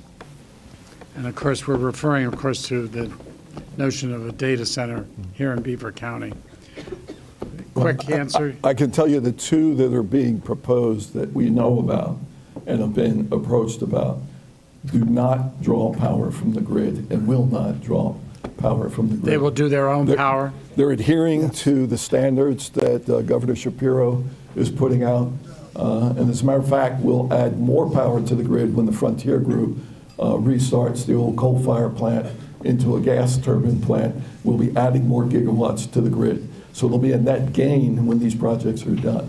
The data center itself will be self-contained power, and the same with the Fezzik Energy. They're bringing their own power to that, not drawing off of the grid. Because we understand how important that is. They're also not drawing water out of the Ohio. You go through the checklist of things the data centers should be doing right, and they're doing all the right things to have my support. I don't want to speak on behalf of Dan and Tony. Okay, yeah. Yes. I have notes on that because I knew it was coming up. Only if they're in a brownfield site, number 1. Yeah. They have to be self-contained power source and add to the grid. They have to have a cooling capacity, some technology that'll cool those chips while they're being produced. And they have to be away from population densities. Right. So. Got it. Good. Thank you. Thank you, gentlemen. Next question. Pittsburgh International Airport just wrapped up a mega project with 90% local business and labor. Any thoughts about how to ensure energy generation and data center projects also utilize local businesses and local labor? Well, again, everybody we've been talking to has been talking about the hiring local employees, permanent employees in the construction. It's like anything else, it's supply and demand. But their intent is to use local labor. You know, most of those folks, when they come in, they'll talk to Lou Velati or they'll talk to Patty Horvitich or something. They want to understand what is the local trade capability and capacity to do that, because their first thing is, we don't want to import all this labor. We want to use local labor. And in southwestern PA, we have a great labor force, workforce with the various trades. So that's their intention right from the start. Got it. Good. The next question, can you work with Allegheny County and Pittsburgh Regional Transit on a more robust regional transit network? I remember this question comes up a lot. It does. How do you connect Beaver County and Allegheny County? Is there a way to do that that is better than current? I don't know what the status is right now. I'll let you guys tell us. Go ahead, Tom. First of all, our transit authority is an authority. So the only connection we have with them is that we appoint the board.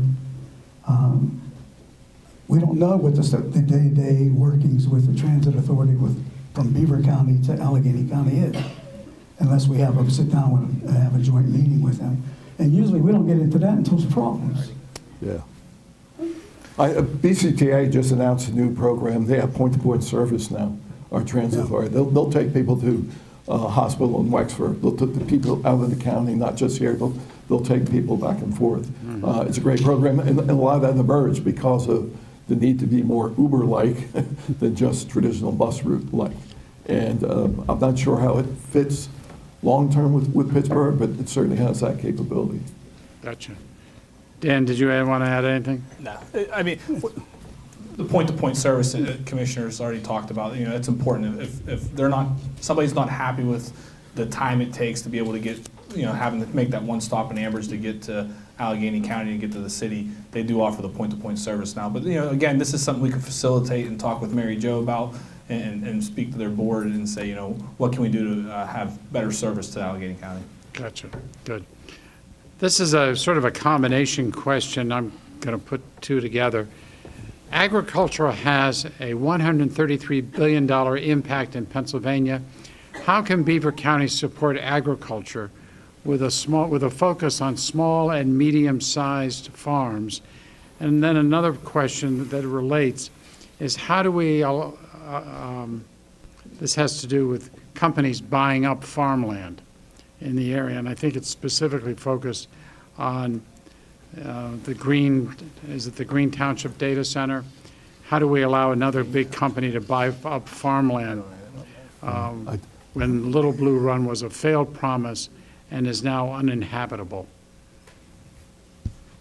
Well, that's a lot. To be honest, I do not know what the Little Blue Run is all about. So I'll take part two. I know nothing about a Green Township data center. Nothing's been presented to us. Nothing's been brought forward. I've heard speculation as well, but I have seen nothing on paper that's been presented. The two that I mentioned are the only two that have been presented and come through different channels. Somebody may know something else. In terms of farm preservation, I mentioned we've preserved 44 farms in Beaver County. We have a process where we use state money that will give a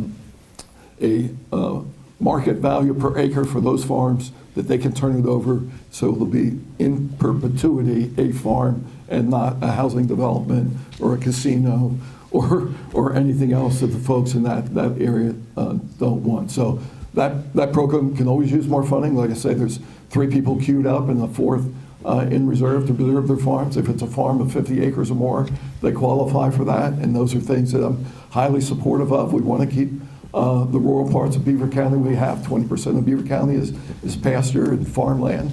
A lot of the rest of it is woodlands and river tributaries and stuff, and that's what makes Beaver County great and unique. The fact that we have 2 rivers that run through the middle of the county, and all this farm and woodlands and parkland. I'd rather see us build back up the riverfront towns from a housing standpoint than create more sprawl. But at the same time, as Dan alluded to earlier, Nanmar owns them all. They can do what they want with it.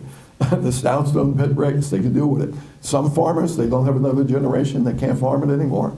And a developer comes along and says, I'll give you $6 million for your acres to build a housing development. What am I going to do? I'd probably make the same decision.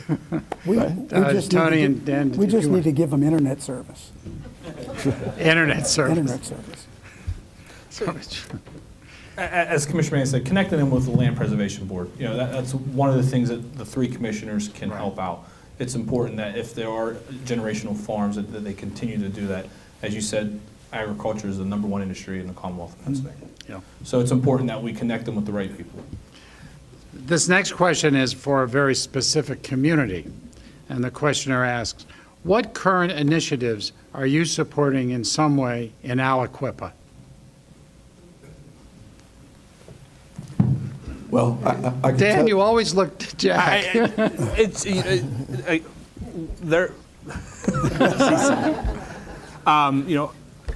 Current initiatives in Aliquippa. That's what. Yeah. So, right now, current initiatives. We support anything that Aliquippa brings to us. Again, county government doesn't run a municipality. Correct. Municipalities thrive because of their county government. We can only support them. So when it comes to investing county tax dollars, there's no initiatives that are currently going to Aliquippa, But whenever it comes to supporting anything that they need, we're there to help out. Yeah.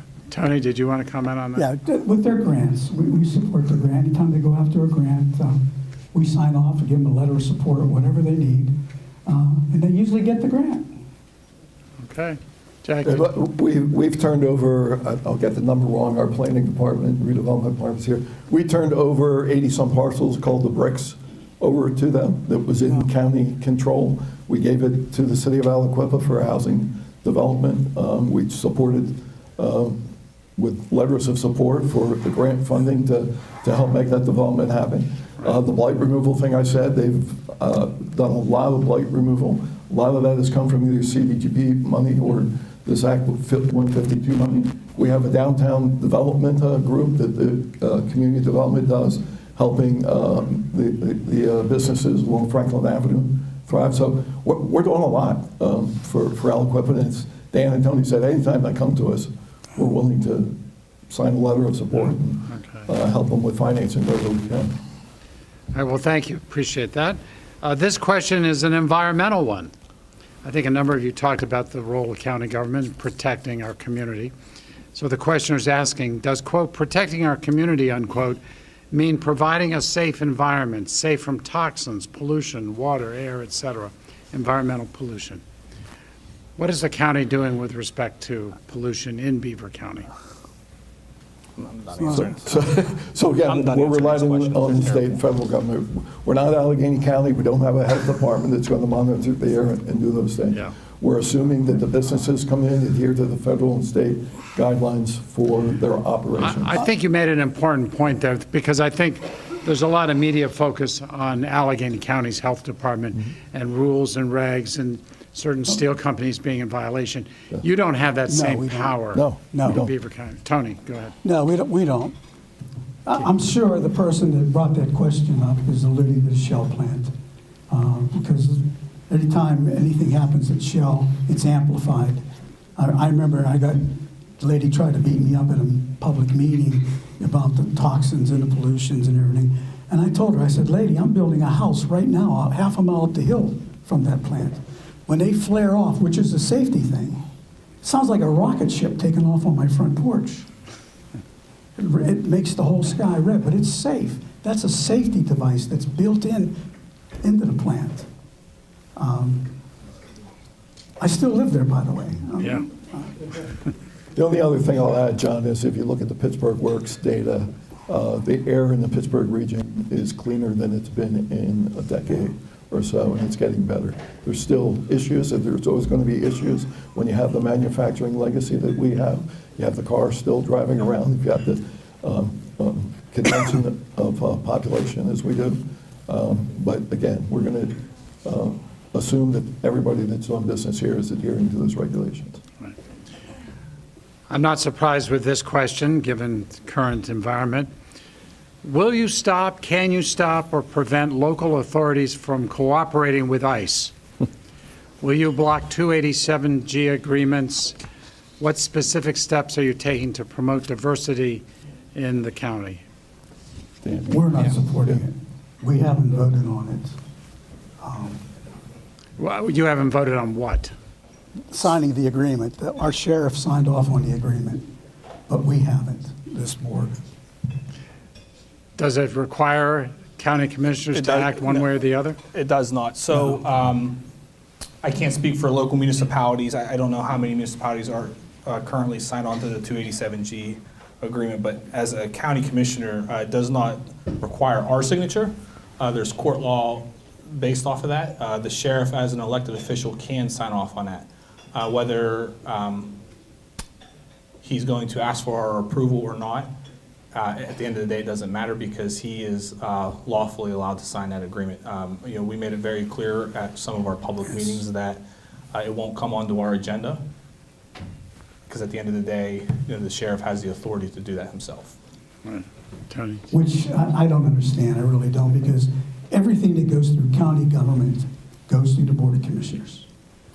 Nobody can sign anything, sign an agreement without our support. But a court case out east changed that, apparently. So we're like in limbo with this. I mean, people are afraid, in Beaver County, in certain river towns. I can't support it. You fund the sheriff's department, Yes. We do. Yes. so you do have a way to influence policy at the sheriff's office, if you wish. No, so we don't. So, Tell us how. yeah, so I mean, we fund the sheriff's department, and the sheriff's department does their core duties amongst the courthouse. If anyone was at any of our meetings, and I don't want to speak for the sheriff solely, but the reason for the sheriff signing the 287G, if it was signed, was to have access to the database. The database shows that if someone who is arrested that comes into our county jail is here legally or illegally. So if they have access to that whenever they run the information, that then we could then send them to the proper facilities. Right.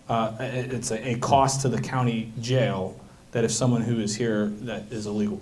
Our sheriff has made a commitment, is not going to go out and do roundups, and he's not going to do raids. This is only going to be used in our county jail system so that if someone is there, they could look at it quicker. Because at the end of the day, I do believe that they could send a name off to a database in the federal government, and in a week or two, they could say, yes, they're here illegally or legal, so that then they still could come get them at the end of the day. This is just a quicker process. So this isn't the sheriff going out and doing raids. This isn't the sheriff going out and assisting. Now, we do have a quasi-government agreement amongst municipalities. Our sheriff's department may assist if there's something going on, but that doesn't mean they're going out and doing raids. Jack, did you want to comment on this? Yeah, just to follow, we've always had a sheriff's deputy assigned to the jail for warrants and the like. This spills over a little bit into searching warrants, seeing if the person's illegal, has committed the crime, and then calling ICE. And we've always had an agreement with ICE to house people temporarily at the jail as well. So, but as Dan said, a lot of the stuff that's been appalling for us to see on TV is not what we expect to have happen here in Beaver County. Yeah, good. All right, well, thank you, gentlemen. We're down to our last 5 minutes.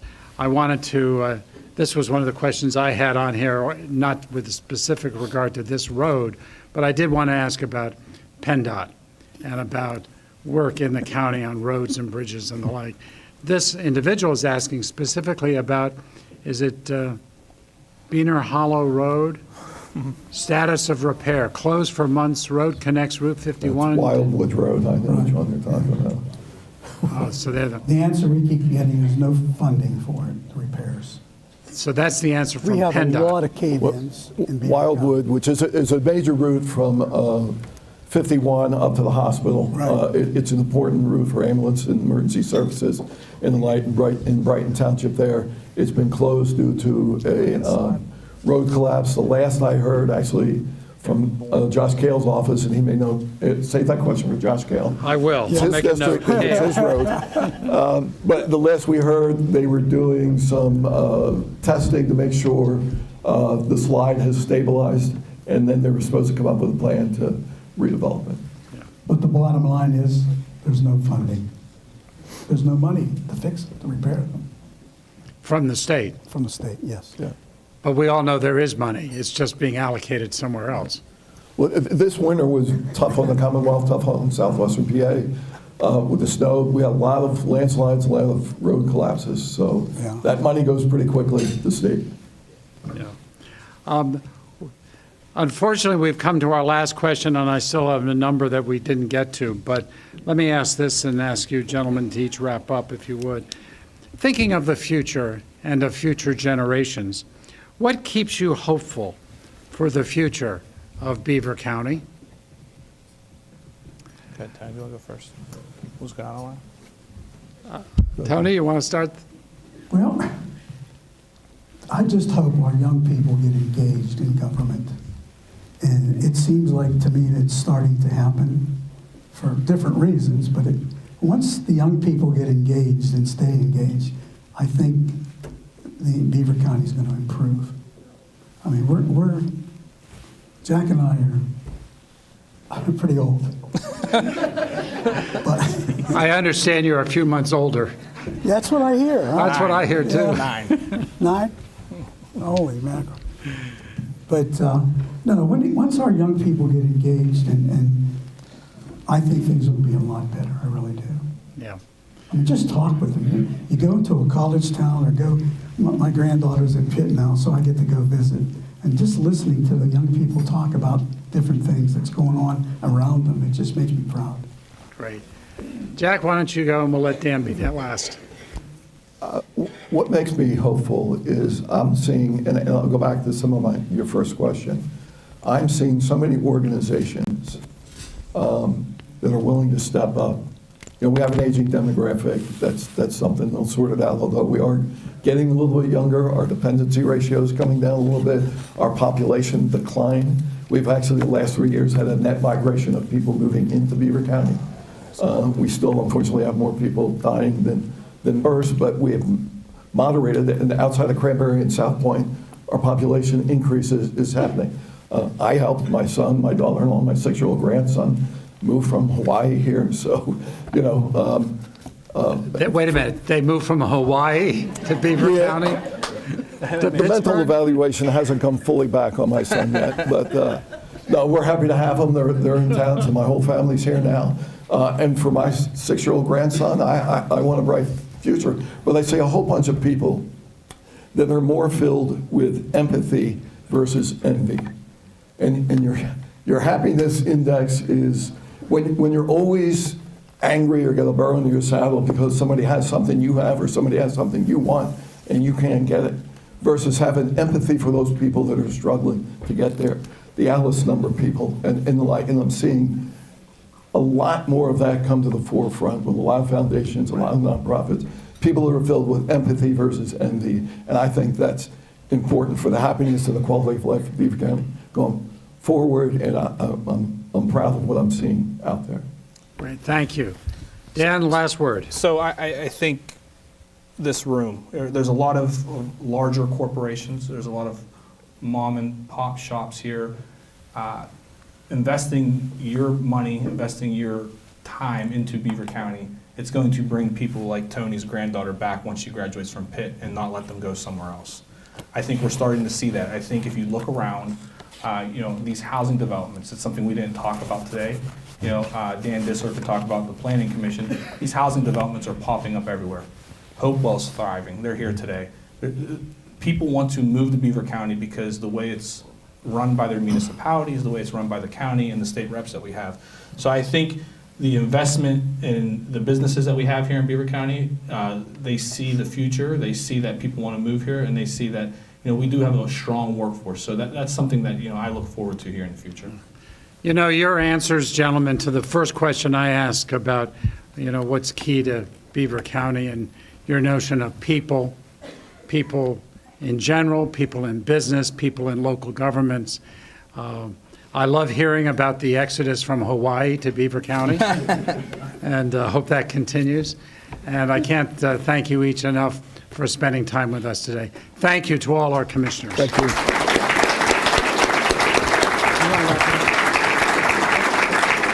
Lance, I'll turn it back to you.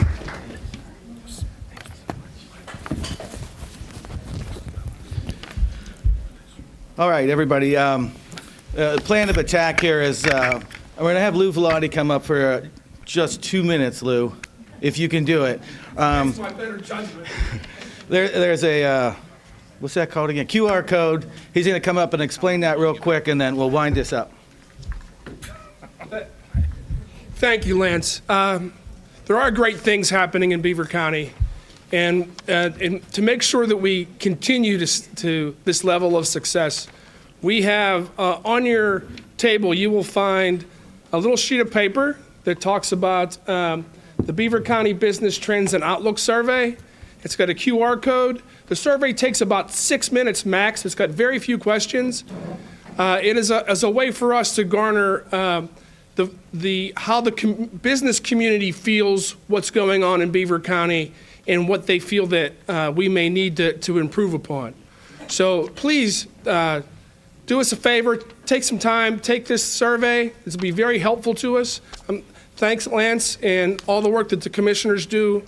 Because of all that, we were having probably, I've been here 6 years, the most success that we've had in the 6 years, and we're seeing a lot of great things in the future. So again, take this, and thank you for giving me the opportunity. Thank you. Okay, so we got about a half an hour. 10:30, our state reps are going to be in.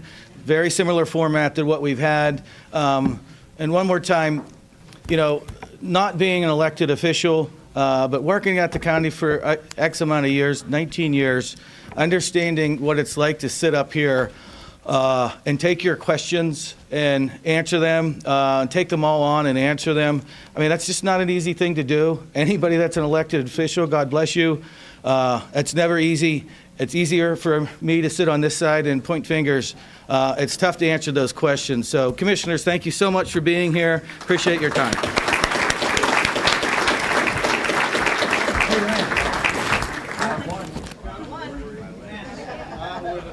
Looking for a quick and easy lunch or dinner idea? Stop by your local McDonald's now and pick up a $5 meal deal. You'll get a McDouble or a McChicken, 4-piece nuggets, small fries, and small soft drink, all for only $5. You'll love it and your family will too. McDonald's, I'm loving it. When you talk about community involvement and safety, the name Fry stands at the forefront in Beaver County. Fry Transportation's mission is to continue to raise the bar as the gold standard in their industry by providing the safest, most reliable, and cost-efficient transportation service in Beaver County through their strong relationships with their communities, best-in-their-class drivers, equipment, and technology. There's nothing more important than the safety of their students, employees, and community members. Fry Transportation, where the quality of their organization is characterized by the makeup of the individual behind the wheel. Beaver County Transit Authority connects you to where you want to be. The doctor's office or well-deserved shopping spree will take you to wherever you please. Safe, no fuss, leave the driving to us. Hop on, adventures coming your way. Beaver County Transit Authority, BCTA. Ride the bus. BCTA Connect. Your ride to out-of-county destinations is live now. You can book a trip as soon as today to destinations in Cranberry, Wexford, Warrendale, Boone, Sewickley, Leetsdale, and more with the BCTA Connect mobile app. For medical, employment, or any other trip need, BCTA connects you to out-of-county stops. Download the free app today. Beaver County Transit Authority, BCTA. Ride the bus. Patriot Home Care is now hiring caregivers. Are you a caring and compassionate individual looking for a reliable income with benefits? Then call Patriot Home Care today. Benefits include health insurance, life insurance, paid vacation after 1 year, and 1.5 times hourly pay for overtime plus holiday hours. Patriot Home Care employees provide personal care, conversation and companionship, medication reminders, light housekeeping and laundry, meal preparation, and errands. Start your career in home care today and call Patriot Home Care at 724-506-8911 or apply online at patriothomecare.org. Falling in love is one thing.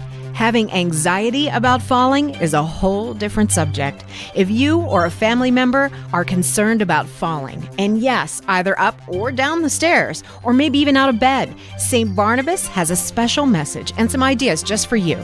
Years of experience in working with people who are prone to falls has given St. Barnabas special expertise in this area. Call them at 724-443-0700 and learn about ways that you can begin to feel more confident and safe, including suggestions that you can implement right now into your daily routine. Call St. Barnabas at 724-443-0700. For many years now, St. Barnabas has been helping people fall, in love that is, with their new, better life, a longer life, a risk-free life. Call St. Barnabas now at 724-443-0700 or visit stbarnabashealthsystem.com and learn more about living longer and better. Character becomes a part of everything we do. It's who we are, and McGee Heating and Air Conditioning's good character has been at the forefront of the service they've offered for generations now. Dedication, honesty, and talent are a part of everything they do. So if it's keeping you cool or keeping you warm, McGee has what it takes to do the right thing. Call McGee Heating and Air Conditioning, family owned and operated, Main Street in Aliquippa. McGee Heating and Air Conditioning is happy to sponsor Pick of the Litter. Moon Township Ford is celebrating the Pittsburgh International Auto Show in a big way. For a limited time, Moon Township Ford is offering Moon Ford bonus cash. That's $500 auto show retail trade assistance towards the purchase of an eligible vehicle. Check out Moon Township Ford's complete inventory online at moontownshipford.net. It's the perfect time to buy a Ford F-150, Ford Bronco, or Ford Bronco Sport and get $500 auto show retail trade assistance too. Stop over today and browse their new Ford models and gently used vehicles of all makes and models. Be sure to check out their complete line of inventory. February is the perfect month to buy and get $500 auto show retail trade assistance. Shop their eligible vehicles online now. Falcone's Moon Township Ford, where friends send friends. J. Young Refuse and Industry is proud to be an integral part of Beaver County for the past 36 years. Featuring a wide range of recycling services for contracted areas, they are sure to help you get the job done. The J. Young Refuse team of professional drivers consistently exceed safety and service throughout the day, while their customer service representatives take professionalism to the next level. J. Young Refuse offers both commercial and residential pickup as well. Call J. Young Refuse at 724-495-6199 today. Looking for a quick and easy lunch or dinner idea? Stop by your local McDonald's now and pick up a $5 meal deal. You'll get a McDouble or a McChicken, 4-piece nuggets, small fries, and small soft drink, all for only $5. You'll love it and your family will too. McDonald's, I'm loving it. When you talk about community involvement and safety, the name Fry stands at the forefront in Beaver County. Fry Transportation's mission is to continue to raise the bar as the gold standard in their industry by providing the safest, most reliable, and cost-efficient transportation service in Beaver County through their strong relationships with their communities, best-in-their-class drivers, equipment, and technology. There's nothing more important than the safety of their students, employees, and community members. Fry Transportation, where the quality of their organization is characterized by the makeup of the individual behind the wheel. Beaver County Transit Authority connects you to where you want to be. The doctor's office or well-deserved shopping spree will take you to wherever you please. Safe, no fuss, leave the driving to us. Hop on, adventures coming your way. Beaver County Transit Authority, BCTA. Ride the bus. BCTA Connect, your ride to out-of-county destinations, is live now. You can book a trip as soon as today to destinations in Cranberry, Wexford, Warrendale, Moon, Sewickley, Leetsdale, and more with the BCTA Connect mobile app. For medical, employment, or any other trip need, BCTA connects you to out-of-county stops. Download the free app today. Beaver County Transit Authority, BCTA. Ride the bus. Falling in love is one thing. Having anxiety about falling is a whole different subject. If you or a family member are concerned about falling, and yes, either up or down the stairs, or maybe even out of bed, St. Barnabas has a special message and some ideas just for you. Years of experience in working with people who are prone to falls has given St. Barnabas special expertise in this area. Call them at 724-443-0700 and learn about ways that you can begin to feel more confident and safe, including suggestions that you can implement right now into your daily routine. Call St. Barnabas at 724-443-0700. For many years now, St. Barnabas has been helping people fall in love, that is, with their new, better life, a longer life, a risk-free life. Call St. Barnabas now at 724-443-0700 or visit stbarnabashealthsystem.com and learn more about living longer and better. Character becomes a part of everything we do. It's who we are, and McGee Heating and Air Conditioning's good character has been at the forefront of the service they've offered for generations now. Dedication, honesty, and talent are a part of everything they do. So if it's keeping you cool or keeping you warm, McGee has what it takes to do the right thing. Call McGee Heating and Air Conditioning, family owned and operated, Main Street in Aliquippa. McGee Heating and Air Conditioning is happy to sponsor Pick of the Litter.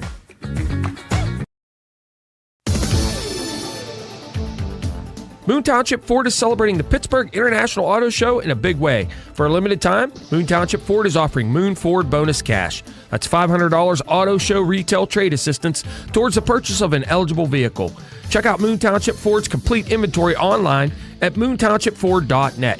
It's the perfect time to buy a Ford F-150, Ford Bronco, or Ford Bronco Sport and get $500 auto show retail trade assistance too. Stop over today and browse their new Ford models and gently used vehicles of all makes and models. Be sure to check out their complete line of inventory. February is the perfect month to buy and get $500 auto show retail trade assistance. Shop their eligible vehicles online now. Falcone's Moon Township Ford, where friends send friends.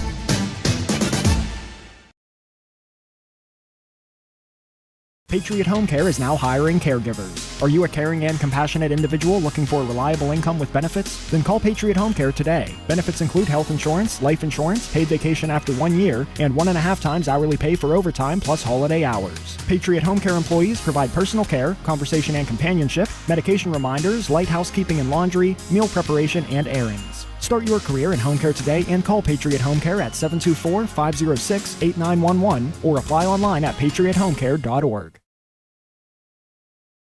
J. Young Refuse and Industry is proud to be an integral part of Beaver County for the past 36 years. Featuring a wide range of recycling services for contracted areas, they are sure to help you get the job done. The J. Young Refuse team of professional drivers consistently exceed safety and service throughout the day, while their customer service representatives take professionalism to the next level. J. Young Refuse offers both commercial and residential pickup as well. Call J. Young Refuse at 724-495-6199 today.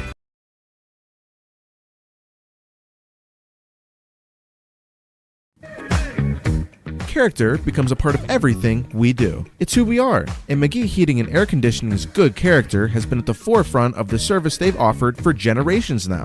Dedication, honesty, and talent are a part of everything they do. So if it's keeping you cool or keeping you warm, McGee has what it takes to do the right thing. Call McGee Heating and Air Conditioning, family owned and operated, Main Street in Aliquippa. McGee Heating and Air Conditioning is happy to sponsor Pick of the Litter.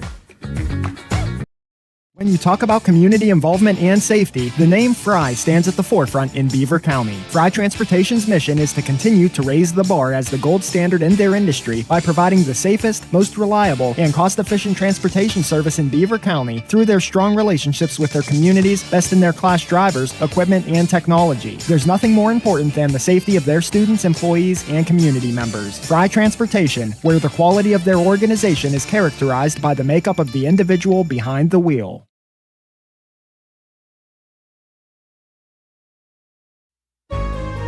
Our Lady of the Valley Parish is inviting you to one of the best Lenten fish fries in the Valley at the St. Cecilia Hall on California Avenue in Rochester.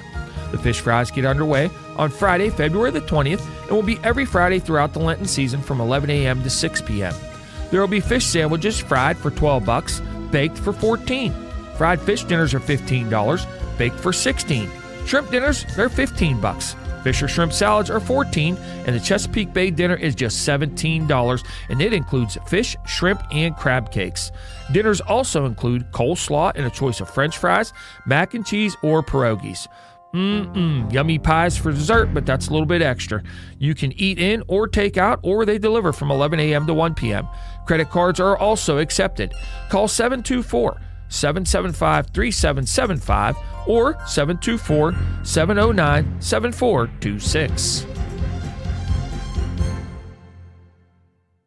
Remember way back when you were young and the bus ride to and from school set the tone for what made your day special? School buses and vans have had a special place in the Fry family for 3 generations. At Fry Transportation, the student transportation industry is embraced as a tradition, privilege, and lifestyle. From the morning laughs on the way to school to the talk about the day on the way home. Memories you won't forget, just like the vintage football games aired each week on Beaver County Radio. Fry Transportation, caring for your children as they care for their own.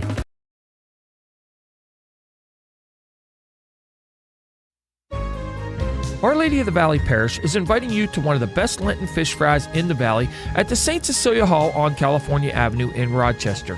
The fish fries get underway on Friday, February the 20th, and will be every Friday throughout the Lenten season from 11 a.m. to 6 p.m. There will be fish sandwiches fried for $12, baked for $14. Fried fish dinners are $15, baked for $16. Shrimp dinners, they're $15. Fish or shrimp salads are $14, and the Chesapeake Bay dinner is just $17, and it includes fish, shrimp, and crab cakes. Dinners also include coleslaw and a choice of french fries, mac and cheese, or pierogies. Yummy pies for dessert, but that's a little bit extra. You can eat in or take out, or they deliver from 11 a.m. to 1 p.m. Credit cards are also accepted. Call 724-775-3775 or 724-709-7426. Patriot Home Care is now hiring caregivers. Are you a caring and compassionate individual looking for a reliable income with benefits? Then call Patriot Home Care today. Benefits include health insurance, life insurance, paid vacation after 1 year, and 1.5 times hourly pay for overtime plus holiday hours. Patriot Home Care employees provide personal care, conversation and companionship, medication reminders, light housekeeping and laundry, meal preparation, and errands. Start your career in home care today and call Patriot Home Care at 724-506-8911 or apply online at patriothomecare.org. Looking for a quick and easy lunch or dinner idea? Stop by your local McDonald's now and pick up a $5 meal deal. You'll get a McDouble or a McChicken, 4-piece nuggets, small fries, and small soft drink, all for only $5. You'll love it and your family will too. McDonald's, I'm loving it. Beaver County Transit Authority connects you to where you want to be. The doctor's office or well-deserved shopping spree will take you to wherever you please. Safe, no fuss, leave the driving to us. Hop on, adventures coming your way. Beaver County Transit Authority, BCTA. Ride the bus. BCTA Connect, your ride to out-of-county destinations, is live now. You can book a trip as soon as today to destinations in Cranberry, Wexford, Warrendale, Moon, Sewickley, Leetsdale, and more with the BCTA Connect mobile app. For medical, employment, or any other trip need, BCTA connects you to out-of-county stops. Download the free app today. Beaver County Transit Authority, BCTA. Ride the bus. Beaver County Radio, and joining me now is retired State Representative Jim Marshall. Long time no see, Jim. Yeah, just yesterday, Frank. Good to see you again. So what's your thoughts about everything that was said today and where the county's going and basically the state of Beaver County? I think the county economically is in a great spot. There's so much new business growth here. The commissioners are working together and getting the job done. I appreciate that. They did mention that there's the challenge is working with the 3 levels of government. The county does have to rely on a lot of pass-through dollars from the state and federal government. So when there's inaction at the federal level or delays at the state level, it does impact the county. They did say that our delegation is awesome, and I agree. Our state reps and senators are really focused on getting it done here in Beaver County, and I look forward to hearing them next.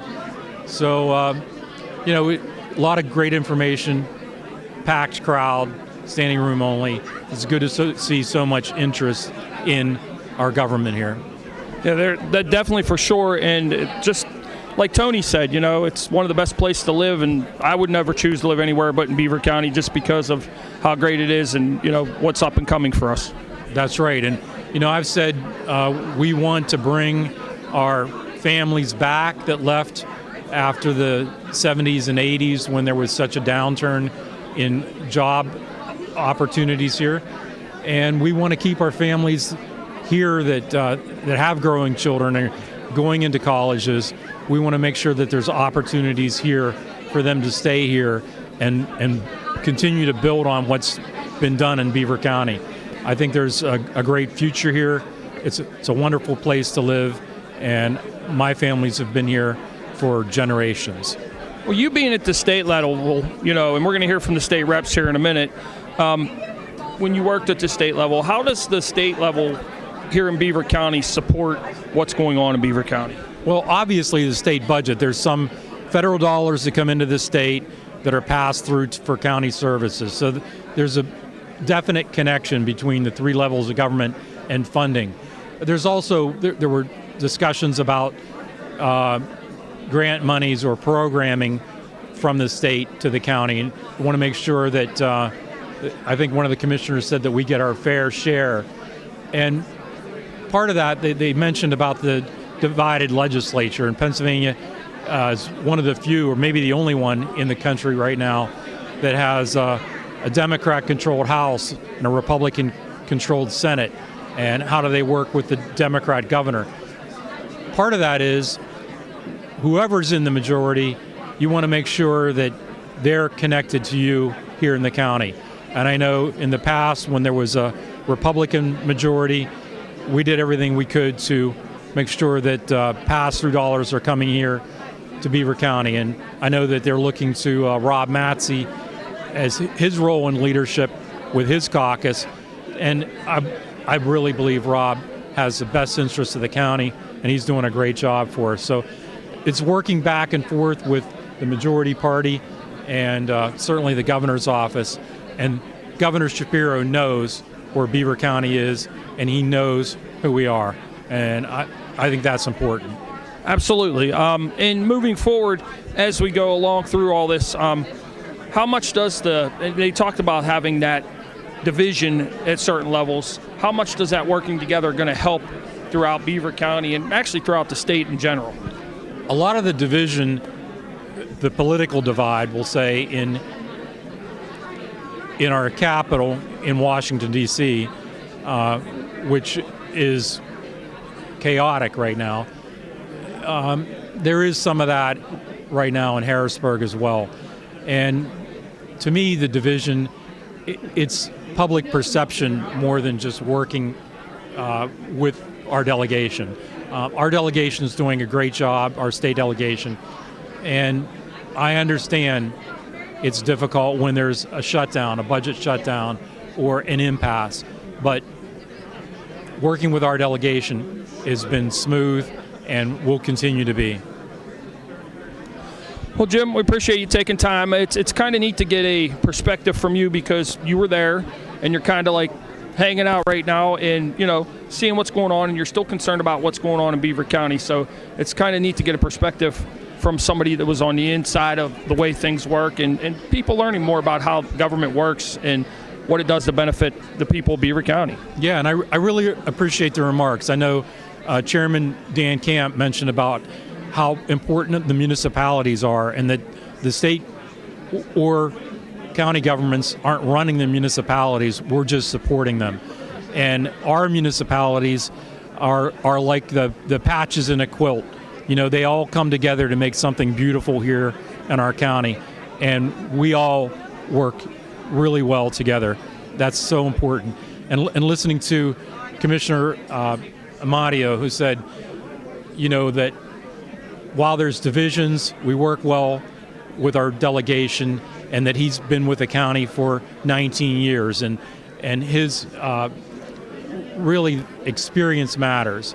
And I'm glad to say that, you know, with me working at the state level for 18 years, Tony and I have worked a lot together over the years, and we have a great relationship.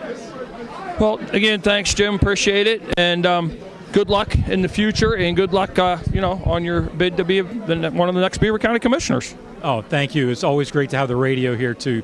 You guys mean a lot to the county, and it's great for us to get the message out through you. Thanks. Appreciate it. Thanks, Jim. All right, we're going to get some other people, and Curtis, if you want to take a break, I'll get somebody else, and we'll have more here on Beaver County Radio shortly. Step back into time and flip into fun at Pinball PA, the ultimate arcade and museum where classic games come alive. Located off Broadhead Road in the Hopewell Shopping Center, Pinball PA invites you to play with 400 pinball machines and video games, from rare gems to your all-time favorites like Pac-Man, Space Invaders, Asteroids, Frogger, and the latest pinball hits. Perfect for families, friends, field trips, birthdays, and gamers of all ages, Pinball PA is open Tuesdays through Sundays with unlimited play for one low price. No quarters needed. Learn more at pinballpa.com.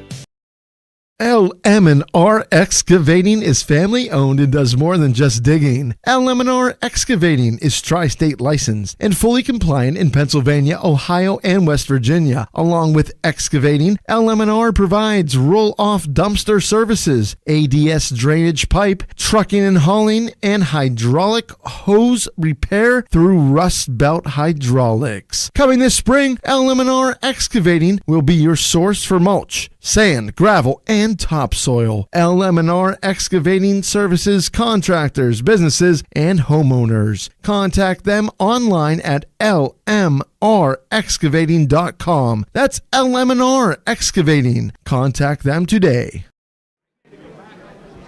We're back here at the State of the County at the Fez in Hopewell. Joining me now is Beaver County Commissioner Jack Manning. Good morning, Jack.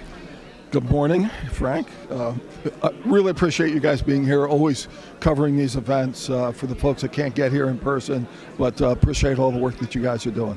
Thank you. The beauty of it nowadays, too, is with social media, you can go back and watch it at any time and see what went on in the State of the County if you couldn't make it today. But give us, what's your impression of where we were at today and what we talked about? Well, obviously, from the three of us, it's very positive on Beaver County and where we're going, the direction, and particularly this last year, really picking up a lot of momentum, not only on the economic development front, but the quality of life and different things that we're doing. Great turnout, as you see. So we were excited to do that. They sold out, and actually, I think they had to bring in some extra tables. I think there were some folks that signed up at the last minute here to come in. Great engagement, good questions. Great to see John Delano here, and he loves Beaver County as much as we do, and a lot of positive things to say. So I'm really pleased with the event, how well the Chamber pulled this together, and giving us enough time to really talk about all the great things that are happening. Well, I think that the amount you mentioned the people in the room, it just shows by being sold out and basically having to bring in more tables and sell more people.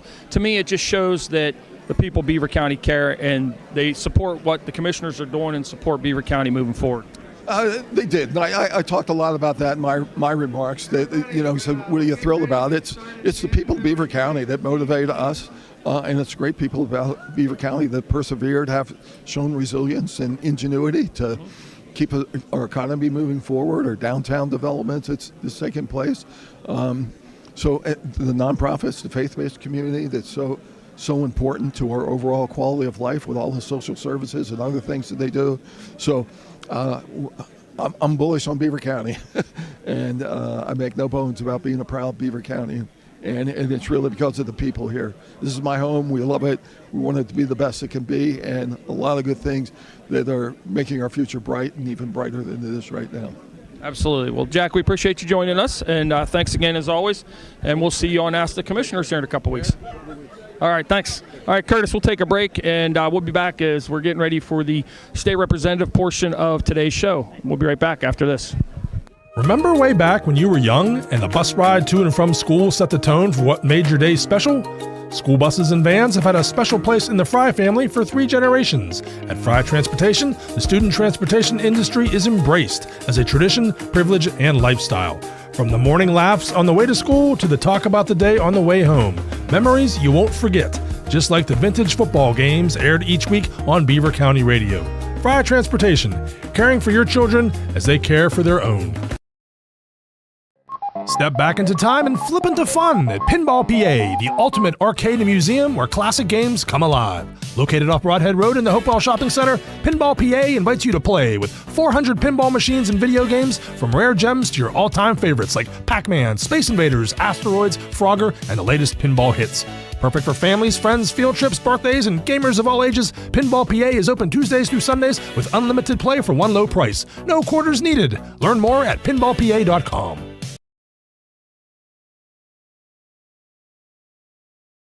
Looking for a quick and easy lunch or dinner idea? Stop by your local McDonald's now and pick up a $5 meal deal. You'll get a McDouble or a McChicken, 4-piece nuggets, small fries, and small soft drink, all for only $5. You'll love it and your family will too. McDonald's, I'm loving it. LM&R Excavating is family owned and does more than just digging. LM&R Excavating is tri-state licensed and fully compliant in Pennsylvania, Ohio, and West Virginia. Along with excavating, LM&R provides roll-off dumpster services, ADS drainage pipe, trucking and hauling, and hydraulic hose repair through Rust Belt Hydraulics. Coming this spring, LM&R Excavating will be your source for mulch, sand, gravel, and topsoil. LM&R Excavating services contractors, businesses, and homeowners. Contact them online at lmrexcavating.com. That's LM&R Excavating. Contact them today. Our Lady of the Valley Parish is inviting you to one of the best Lenten fish fries in the Valley at the St. Cecilia Hall on California Avenue in Rochester. The fish fries get underway on Friday, February the 20th, and will be every Friday throughout the Lenten season from 11 a.m. to 6 p.m. There will be fish sandwiches fried for $12, baked for $14. Fried fish dinners are $15, baked for $16. Shrimp dinners, they're $15. Fish or shrimp salads are $14, and the Chesapeake Bay dinner is just $17, and it includes fish, shrimp, and crab cakes. Dinners also include coleslaw and a choice of French fries, mac and cheese, or pierogies. Yummy pies for dessert, but that's a little bit extra. You can eat in or take out, or they deliver from 11 a.m. to 1 p.m. Credit cards are also accepted. Call 724-775-3775 or 724-709-7426.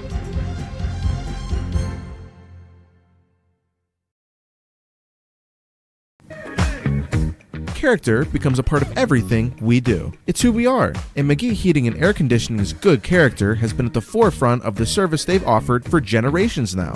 Dedication, honesty, and talent are a part of everything they do. So if it's keeping you cool or keeping you warm, McGee has what it takes to do the right thing. Call McGee Heating and Air Conditioning, family owned and operated, Main Street in Aliquippa. McGee Heating and Air Conditioning is happy to sponsor Pick of the Litter.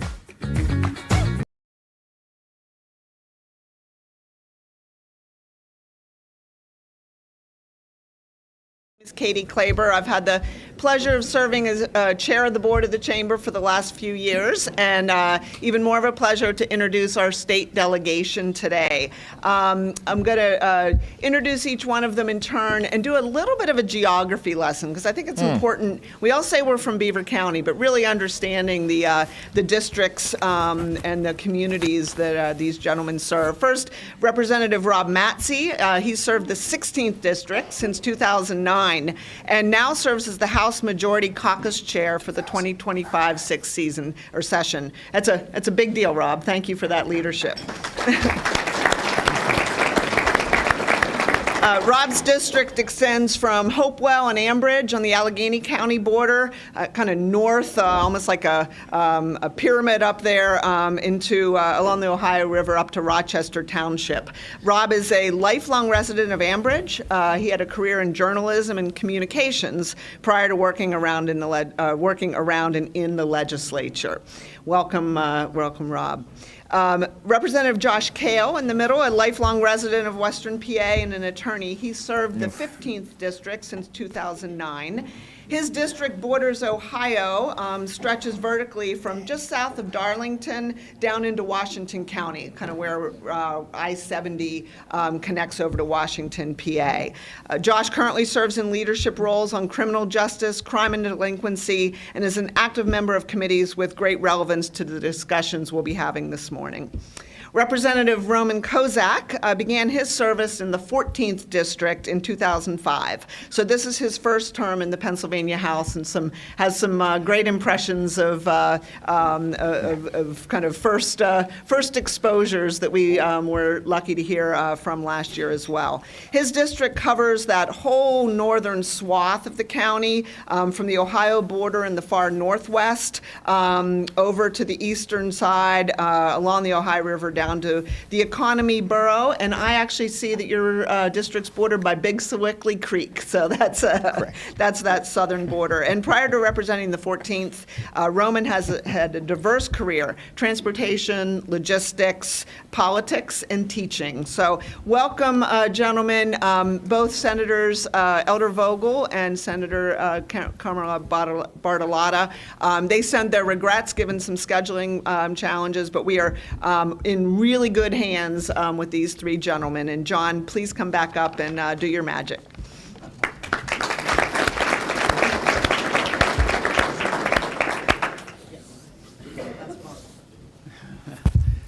Well, thank you, Katie, very much. Very much appreciate the chance to moderate again.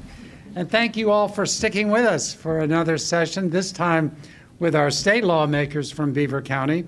But before I go any further, how about a big round of applause for Katie Klaber, who is ending her tenure as the president of the Chamber of Commerce. Chair. Okay. All right, I'll elevate you. Chair. Thank you, Katie. It's been a pleasure to work with you and with so many others here at the Beaver County Chamber over the years. Wow. I've heard it said, gentlemen, that this group of legislators is the best trio of lawmakers, bipartisan, than any in any other county of the United States. Lance, I think you said that. And Lance is never wrong. So welcome. It's great to have you here. And I really wanted to, we're going to have a number of questions. By the way, folks, you still have cards on the table? I assume, Katie, everybody still has some cards. Feel free to write off your questions because they are very helpful. I've got a bunch, but I'll use yours if I get them. So I'm going to start off by asking each of the gentlemen to tell us first, what do you think is the most important thing you've been working on in Harrisburg that's of benefit to Beaver County? Think local. What are you working on right now that you think is most helpful to Beaver County? And we'll start with our senior member, who is with now the majority by one vote. Could be Josh and Roman by one vote next year. You never know. But Rob, tell us again, what do you think, what you're working on that you think is most important for this region, this county? Well, first of all, John, thank you for the opportunity. That is sort of working, but you have to hold it. There we go. As a former radio guy, I know the turn is on. It does help. Well, John, it's interesting, and again, thank you for committing your time this morning in Beaver County for this event. You're always welcome here to Beaver County, and you're always ready to help us out. But honestly, from the get-go, from when I ran the first time to now, it's remained the same. It's really economic development. I mean, that's one of the things that I pledged to really use my background from my tenure as a staffer in the Senate for 14 years and really handling a lot of economic development projects to try and take it to the next level. And, representing a lot of the industrial sites along the Ohio River in my district, the brownfield redevelopment and really seeing what's happening. Now, that stuff doesn't happen overnight, and it does take some time, and we're finally starting to see the fruits of our labor from the perspective of marketing some of that property, getting some business in there. We're expecting a very large announcement soon in my district. It's a done deal, so it's just waiting for the announcement. It's creation of some serious jobs, so that's a big deal from that perspective. So I think economic development, honestly, is really the key. And going back to what the county commissioner said earlier, a lot of that economic development really surrounds energy. And the one thing from a bipartisan perspective that the three of us agree on is, finding that mechanism to ensure that we are an all-of-the-above strategy, but really taking advantage of our natural resources, specifically surrounding natural gas. So let me just press you a little bit, if I may, Rob. Sure. When it comes to economic development, how much say do you really have, you individually? Well, a lot. I really believe I do. We've been very fortunate to bring back some redevelopment assistance money, and some of that stuff's discretionary. It's that simple. Having a seat at the table now, especially in my leadership role, but also pushing from a public policy perspective. 2 years ago we passed the PA Sites program. That's a big deal. We've been talking about that for a long time. And, in the last 2 years, our investment in economic development at the state level in our budgets, we haven't seen those numbers since the Rendell years, and it's that simple. So we really need to ensure that we are there at the table and having public policy in place to take advantage of those dollars and make sure that the three of us and our state senators have the ability to bring home those tax dollars, because that's really one of the most important parts of our job, is to ensure that the taxes that everyone in this room pays, we get our fair share and more, and that's really the goal. Thank you, Rob.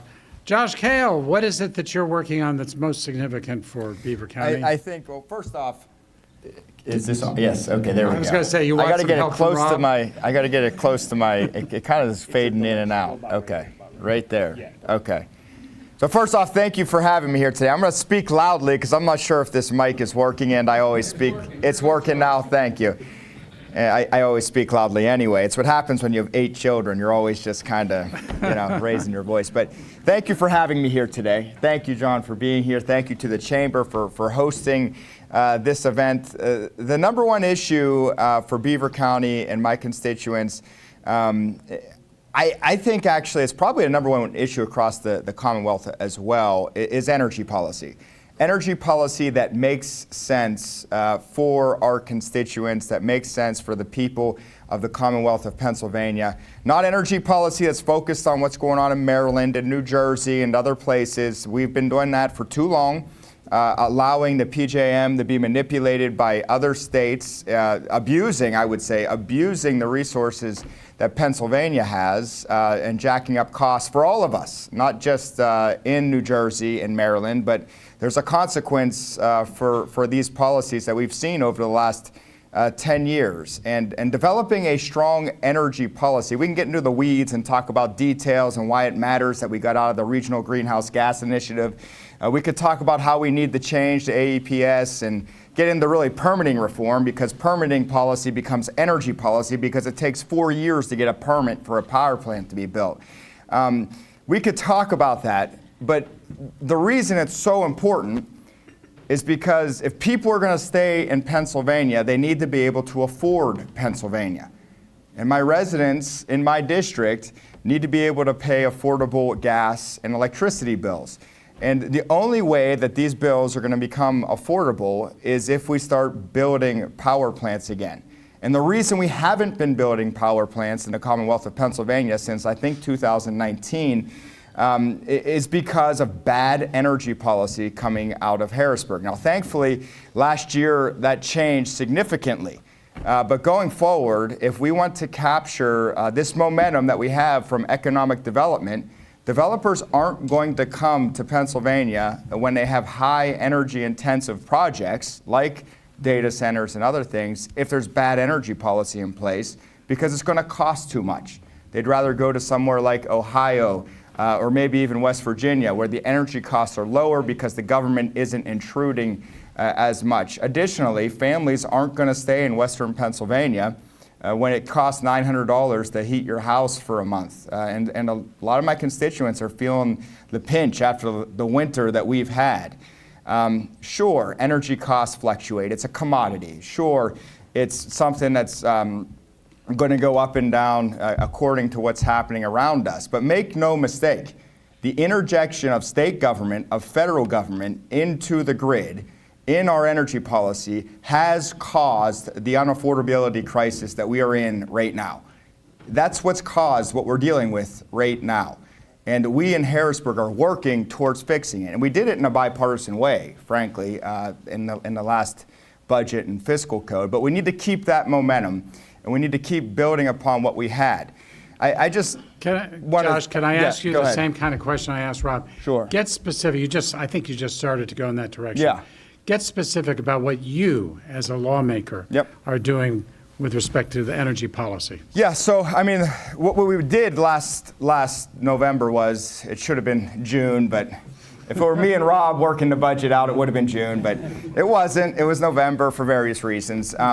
We exited what's called the Regional Greenhouse Gas Initiative. Right. And that was something that the Senate and the House and the governor all agreed on. It was a carbon tax, essentially. And the reason that mattered so much was because developers were basically saying, like, well, if it's going to cost us that much more to build in Pennsylvania, we're going to go somewhere else. And so we got out of that. And that's something that we've been working on for years, since I got into office. I think Governor Wolf entered into that compact in 2019, the same year that I got elected into office. So that was a very important maneuver to move this Commonwealth forward. Other energy policy initiatives that we are looking at is how do we make the alternative energy standards pro-Pennsylvania energy? So instead of subsidizing what I call Chinese energy, which is the solar panels, windmills, the stuff that's being built over there, let's use clean Pennsylvania energy. And let's make sure that we are incentivizing our producers to produce more gas so that we can have lower costs of energy here. I just got to say that the fact that we are having conversations now in Harrisburg and across the Commonwealth about potential blackouts and brownouts over the course of the next couple of years. This is real, and we're having these conversations like this is something that could happen.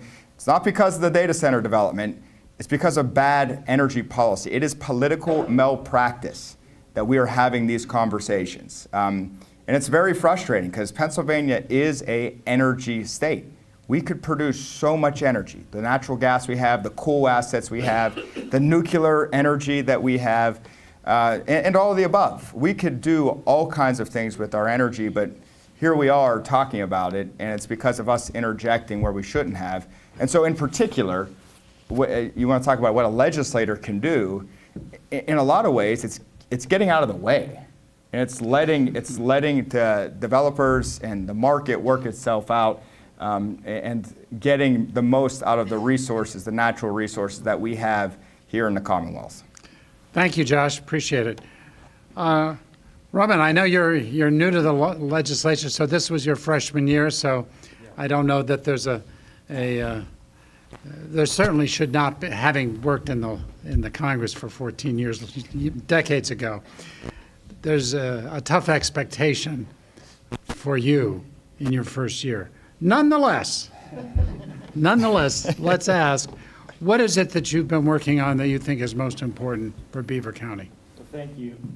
Again, I'm going to try to make sure I'm on this mic here too. Thank Following you suit. for having me. Thank you, John, for being our moderator. So first year, a lot to learn. It is like drinking from a fire hose. And when you get to Harrisburg, pretty quickly you find out how big of a behemoth you're dealing with. 203 of us in the House, very diverse state. Western Pennsylvania is very different from Eastern Pennsylvania in a lot of ways, but then you also find out there's a lot in common too. So specifically, the things we've been working on, Rob and Josh knocked it out of the park. Economic development and energy are the two things at the top of my mind. When I ran for office, those things were at the forefront of my mind. I have 4 boys. I want to see them stay in this region. I want to see them develop their careers here. And I also would like to stay here myself. I would like to be able to afford to stay in the place that I love so much. And that there would be jobs. So those things are incredibly important. There's a lot of initiatives, we sign on to as legislators, particularly, certain types of bills and packages of bills that we're looking to help push across the finish line. But we've got to do it in a bipartisan fashion because our state is, it's as purple as you can get if you look at the way our legislature is made up. But to get even more local here, since they covered the bigger economic development pieces and the energy, for me, it's a matter of advocating for the townships and boroughs and municipalities that I represent. What are the things that they need help with? Where do they need tax dollars? There is a pot of money out there, and it's not unlimited. And you've got to figure out how you can advocate for the things the best way possible to bring some of those tax dollars back to your municipalities, to help them develop projects, to help them succeed in those projects they've been working on for years. And there are many projects in our municipalities that have been going on for a very long time, or they've been asking for funding for. And you just have to keep working towards those goals. State Representative Jim Marshall, a good friend of mine who's here as well, was my predecessor. And one thing I heard from a lot of local municipalities was just how great of a job he did advocating. So I wanted to continue that and make sure that I'm available as best as possible for people in their areas. Fire and EMS as well is a major issue. It's something that's extremely important to me. I'm part of the Fire and EMS caucus in Harrisburg. It's a bipartisan caucus discussing these issues. It's pretty remarkable when you talk, how diverse of a state we are, but every single area is having the same issues. Crisis of volunteers, crisis of funding, concerns about shrinking departments, needing new trucks, EMS, treat, not transport, all of these things, these major topics that I've been learning about. How do we start advocating for those? Because the reality is I've had many conversations with those in the emergency services, is we are either going to start changing some things now, or we're going to have to do it by crisis. And we don't want to do it by crisis because it's going to cause major problems for all of our constituents. Is there I'm tempted to ask you what you've delivered already in your first 12 months. That's a little unfair. And maybe not many monies have been delivered because Jim Marshall worked on them in years past, if you want to focus on that. But give us some sense of what are some of the greatest needs of the municipalities in your district that have been called to your attention during your first year in office? Infrastructure is a big part of it. I'm thinking roads and bridges. Roads, bridges, sewage. The other part is the emergency services aspect of it. So those are the main things that I hear about regularly. I sit down with different individuals from different departments in these municipalities, and I've continued to meet with individuals in those areas, and that's the same thing I hear is we are struggling with revenue. I mean, Pennsylvania, it's a top to bottom problem as well, as we are losing significant population. We are going to probably lose another congressional seat in 2030. And the reason for that, I believe, is unaffordability. And we don't have the greatest weather all the time, but if you're in Western Pennsylvania, you understand how much you love this community, how much you love Beaver County, how special and unique it is. But if the jobs aren't there, if the energy prices are too high, if taxes are too high, if we're nickel and diming everyone on every time we turn around, which is Pennsylvania's way, and it's been its MO for way too long, it's a major problem.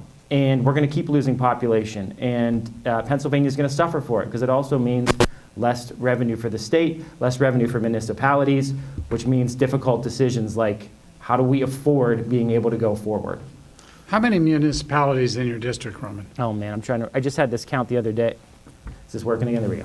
I just had this count the other day. I think it's 20, I have to look exactly at the numbers. Yeah. Josh, how about you? 28 municipalities, 14 school districts. I was part of 14 school districts. Rob? 13 municipalities and 6 schools. Wow. Yep. So you each have a lot of municipalities that you're responsible for. 28, did you say? Yeah, I mean, my district... There must be little ones. It goes from Lawrence, basically the border of Lawrence, down to the border of Greene. There's some municipalities. I used to have one that had 18 people in it before the last redistricting. So Green Hills Township, I mean, it was an exciting place to go. I swept it one year in an election. won the whole thing. All 18 votes. Only 9 of them voted, but I won them all. So He didn't tell you that he didn't have an opponent that year either. I think I did. Now we know the rest of the story. Gentlemen, let me ask you something that I know gets asked a lot, and you sort of touched on it. And that has to do with the budget. The budget the governor presented, if you listen to the Republican senators, it's DOA, dead on arrival to the Senate. Democrats, particularly in the House, hailed it, the budget. Rather than a discussion of whether this budget's going to get approved or not, well, I do have a question on that, and that is, will there be an on-time budget? But the other part of the question, more importantly, is what does this budget do for Beaver County? What's in this budget that you think is particularly good or bad for Beaver County? And then, so answer that question first, and then, or you can feel free to opine. Are we going to have a budget by the deadline of June 30th? That's constitutionally required, but it consistently ignored. Rob? Yeah, why not? Well, I think the budget's pretty lean. It's not a whole lot different from last year's budget. There's a few things different, but it's really a cost of carry budget. Governor has a couple of new proposals in it. It's a starting point. When Josh is on appropriations, he'll be heading up next week to start the next 3 weeks of appropriations hearings. All the secretaries come in and talk and tout about their individual departments. And then really the real legislating works. The reality is the politics needs to get out of the way when you're doing this. I mean, there were a lot of games being played last year. from the perspective of getting things done and for not giving our governor anything that he wanted from the perspective because maybe he's going to run for president. You know, those conversations really do happen and did happen. So Don't they get worse in a governor's election year? yeah, well, yes and no. You know, I'm Well, of course, you guys are running too. Yeah, that's why I'm saying I'm optimistic we'll have it. Yeah. Because we're all on that. So from that perspective, so you know, the last thing you want to do is knock the door in August and say we don't have a budget. So from that perspective, but having said that, you know, I think you know to really pinpoint anything in particular For Beaver County. You know, obviously the increased budget for education, which affects all of our public schools, and obviously affects the taxpayers as far as what we're bringing back to our school districts from that perspective is a big deal. But you know, going back to what Josh said earlier too about the energy policy, you know, the governor's asked for some things, and again, starting point when it comes to energy, I have some data center legislation that protects consumers. It's been amended in committee. Josh is on the committee. He voted no. But you know, the hope is that starting. It was a bad amendment. You know, my underlying bill basically protects consumers. You know, we started working on that last session when I was the majority chair of the Consumer Protection Technology and Utilities Committee with my former colleague Jim Marshall, who was my counterpart. But you know, so I kept that bill from the perspective because we wanted to ensure that consumers were taken care of. We put a lot of work into that bill. I'll leave everything else up to the new chairs to handle when it comes to that and spill into what we need to. But yeah, I think that's probably the key. I mean, Governor talked about that a lot, and right now there were some newspaper articles in the last couple of weeks. There were some TV stories in the last couple of weeks. And it was mentioned earlier with the county commissioners about how so many people are really looking at Beaver County and all of our districts actually for one particular project or another. So ensuring we have the right public policy in place when it comes to data center development in Beaver County is going to be key. Good. We'll come back to the data center in a minute. Josh, same kind of question. Is there anything in the budget that you particularly liked? And are you going to pass something on time? I agree with Rob that we are going to pass something on time this year, and I think it's, you know, whether it's right, wrong, indifferent, just from a observational standpoint, the reality of the situation is with elections coming up and how that would work. I do think that's going to impact whether this gets done on time. I also think it's going to impact what issues that we are talking about. In an election year, both the governor and the legislators are less likely to take up issues that might be perceived as controversial. And so that will help the process go through quicker. Does that mean no marijuana laws? I would be surprised if there was something on that, but it's something the governor has talked about. I want to take exception a little bit with your question. Sure. Because the governor doesn't introduce a budget. Mm-hmm. The House and the Senate introduce the budget. The governor presents what he wants, but it's our job to actually appropriate the budget as the legislator, and the governor gets to up or down it through a veto. There's 253 people in this Commonwealth that can introduce legislation, including a budget, and the governor is not one of them. So I take our Article 1 responsibilities. No, I respect that distinction. The governor proposed a budget. So he proposed a budget. And you guys are going to dispose it. Yeah. Look, how it works, and this is how it's worked ever since, you know, when Tom Wolf used to do it. He presents a proposed budget, and it's basically a wish list of what the governor wants, right? And then we get to go through the appropriations hearings, and people on our side, D's side, we go through it, make changes, add things, do different stuff, and it ends up being a product that's not what was proposed out of the gates. I mean, 53.8 billion is what he proposed.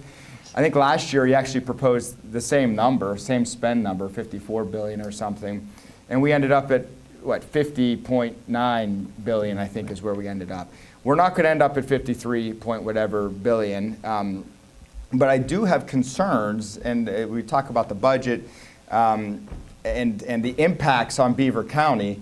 I have concerns about our spend number. The overall spend number is it's able to be higher now because we have money that's still left over from COVID and the influx of cash that states got then, and we put that money away and put it in reserves. Now, whether that is what we should have done, or whether we should have given it back to people via tax cuts, or whether we should have done one-off infrastructure projects, we could have that discussion. till we're blue in the face. But the fact of the matter is there's this money sitting, and we are taking that money and using it to ensure that we can spend increased numbers in budget line items, yearly line items. So we're setting an expectation that we can spend this much, and if we keep going the way we're going in a couple years, that money's not going to be there, and we're going to have to make very difficult decisions as far as cutting services, raising taxes, finding new revenue. I am not a fan of taking any more revenue away from my constituents. I don't think any of us up here are, and I fear if we keep going with these spend numbers that are $7-8 billion beyond what our state brings in revenue, at some point in the very near future, we're going to have some very difficult conversations. I think we need to get our fiscal house in order. A part of that is presenting, and this is something that was done last year with pro-growth policies, because you don't just generate revenue through raising taxes. You generate revenue by having growth within the Commonwealth, so that there's more people and there's more jobs and there's more things happening, more revenue comes into the state. So we need to make sure we're producing pro-growth policies, but I think these budgets are spending too much, and we need to start really getting focused on keeping our fiscal house in order and making sure that we're not just getting a budget done for June, but making sure that we can have a sustainable budget going forward into 2030 and beyond. Good points. Roman, before I go to you, let me just remind people, I don't have any cards, so I'll keep asking questions, but I'd rather ask your questions. So if you've written a question on a card, Katie, you want to make sure we collect them, because I'd like to be able to ask those as well. Roman, I know you're brand new to this. Again, you get 1 year. Yeah. Next year, I won't be so easy on you. It's okay. I can take the questions. It's all right. So what do you think? Anything in this budget that you like? Well, so that works. Just good. I'll talk loud too. So again, as Josh mentioned, this is an ask. It's a wish list. It's a starting point. I just as a kind of a precursor to that, I during this budget impasse, which was one of the longer ones, and the time that I've been around Beaver County especially, I was in Harrisburg, and I went to somebody who is a staff member in leadership who's been there for 25 years in Harrisburg. And I said, is this normal? Like, is this what we usually? And she says, Roman, this is the stupidest budget I think I've ever seen in 25 years. And what she meant was the process, not the budget itself. She was just saying, I can't believe we're actually at this point. And I said, well, that's great. That makes me feel wonderful. The first year I get here, it's the dumbest you've seen in 25 years. So, but we need Marshall back. I appreciate that, Josh. So I don't think he wants that job. No. Never mind. I'll keep my mouth shut. No, I mean, this budget for me, at the very beginning is, we could talk about the line items in there. And again, it's a wish list proposal. Rob talked a little bit about cost to carry, meaning just cost to continue services as is. Just so you're aware, it's about $2 billion cost to carry for Medicaid. $2 billion just to continue status quo. Status quo is, as Josh I know is fond of saying, it's often what in Harrisburg, the thing that always wins is status and quo, right? There's this constant need to fund things. And if we continue to add spending on top of spending, we're going to run into a fiscal problem. We have a $4.8 billion budget deficit right now, structural deficit. This is, again, like Josh said before, this is a problem.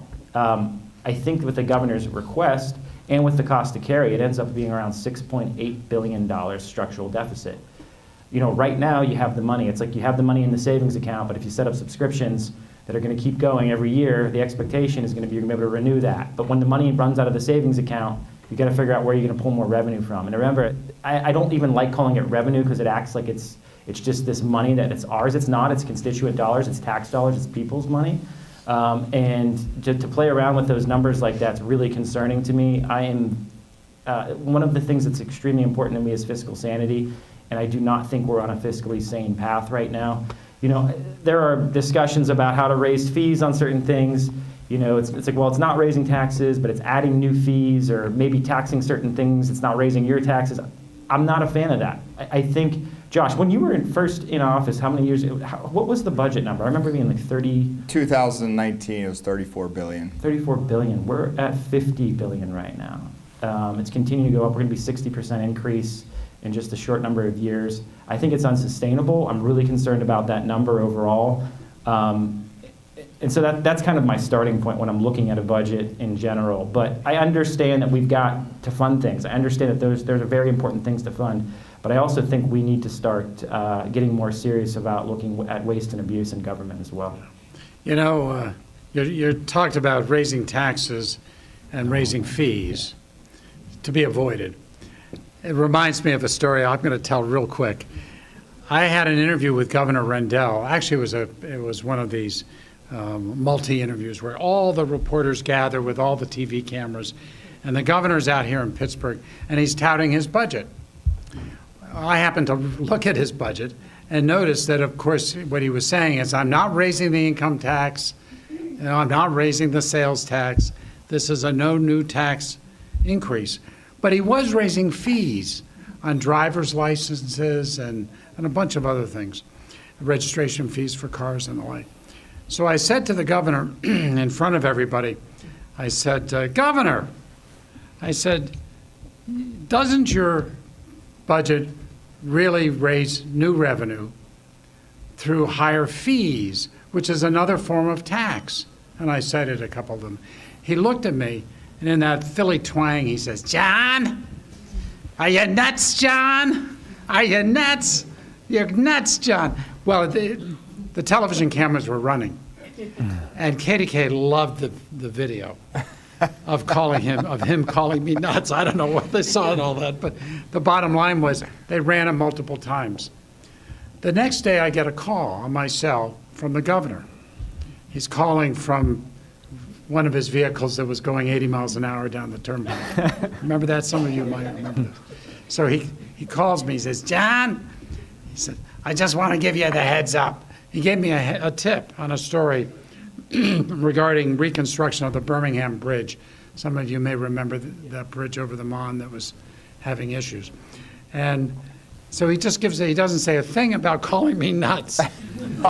5 minutes later, Chuck Ardot, his press secretary, calls me and says, John, did you just get a call from the governor? And I said, yes, I did. And he says, that's his way of, he gave you a tip. That's his way of apologizing.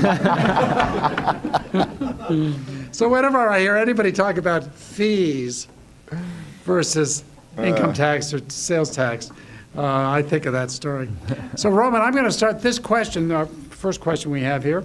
We've got a bunch, so thank you. Keep them coming.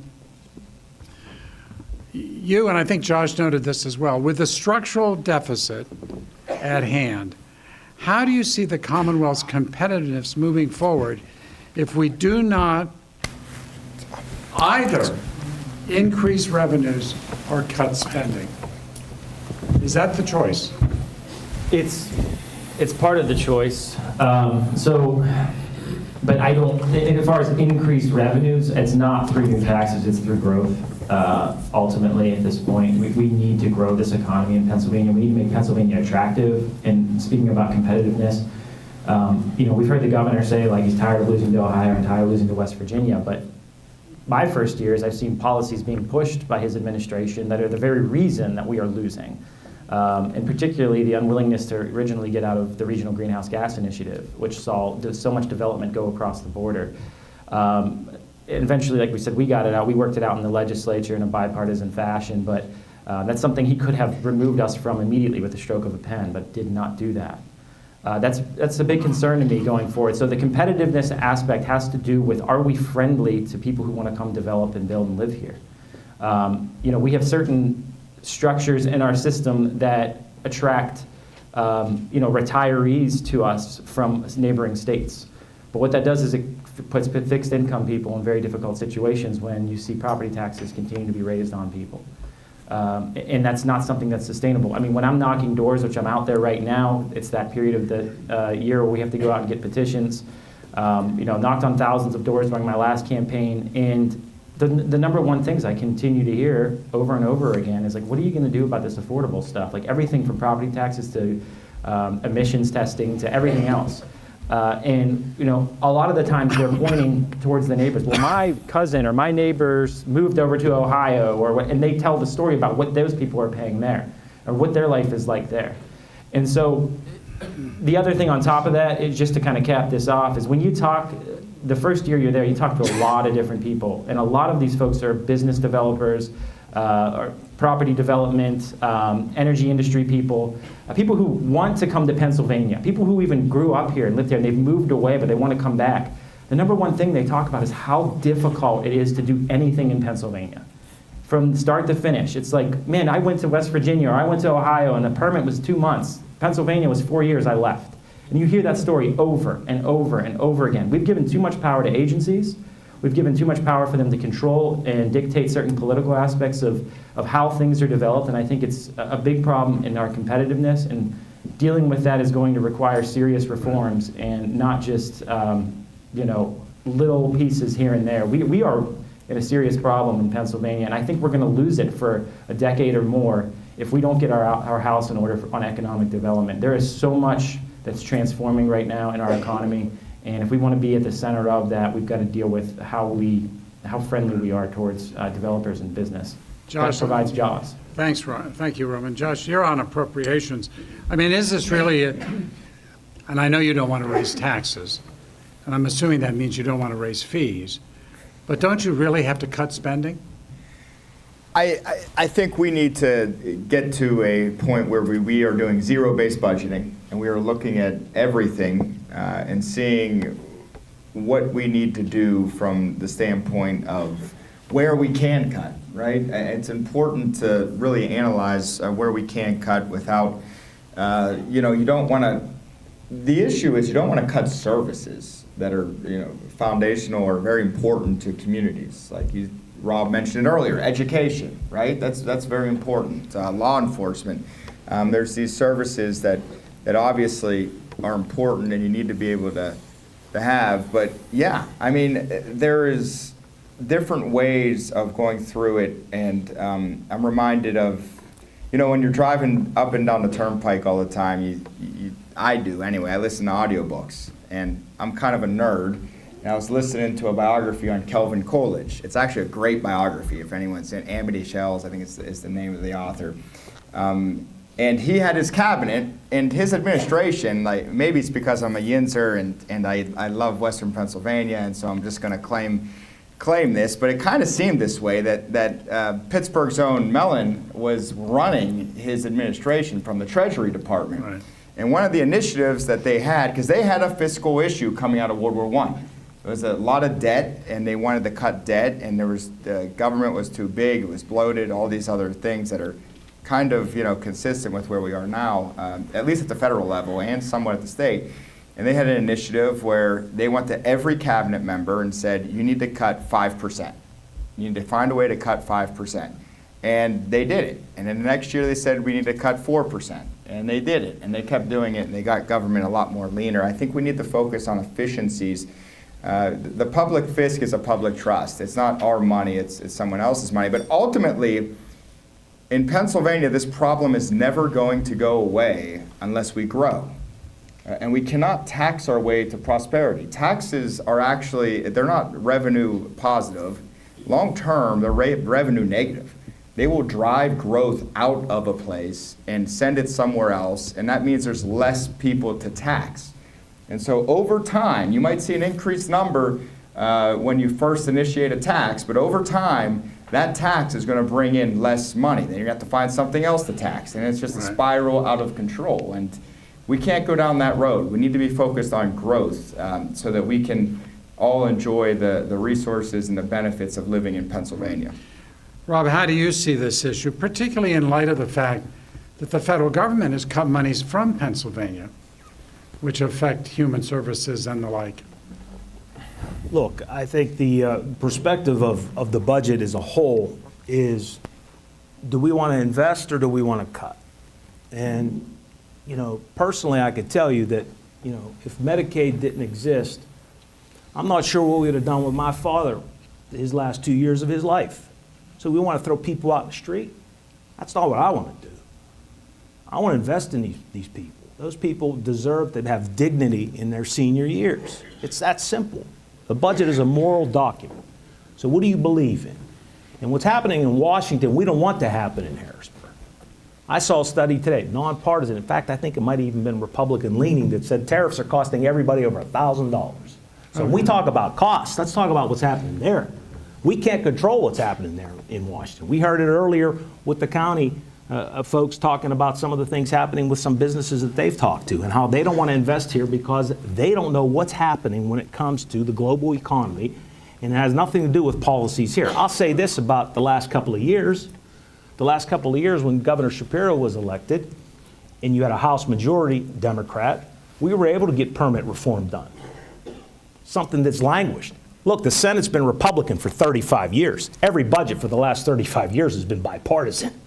So it's happened. It has happened. So everyone is at the table. And that permitting reform, we're seeing the fruits of that labor now from that perspective. So you're seeing permits now, in some cases, depending upon what they are, done in a day that used to last a month. Yeah. Great. Gentlemen, thank you. That was an important question, but I'm going to ask you, if, in order to get through all these questions, if you could keep your answers to 60 seconds. I know that's hard. We're all talkers. Yeah, you are all talkers, and you're good talkers. But none of us are senators. Yes, so fair. It'd be like impossible for a senator. Yeah. I'm just telling you.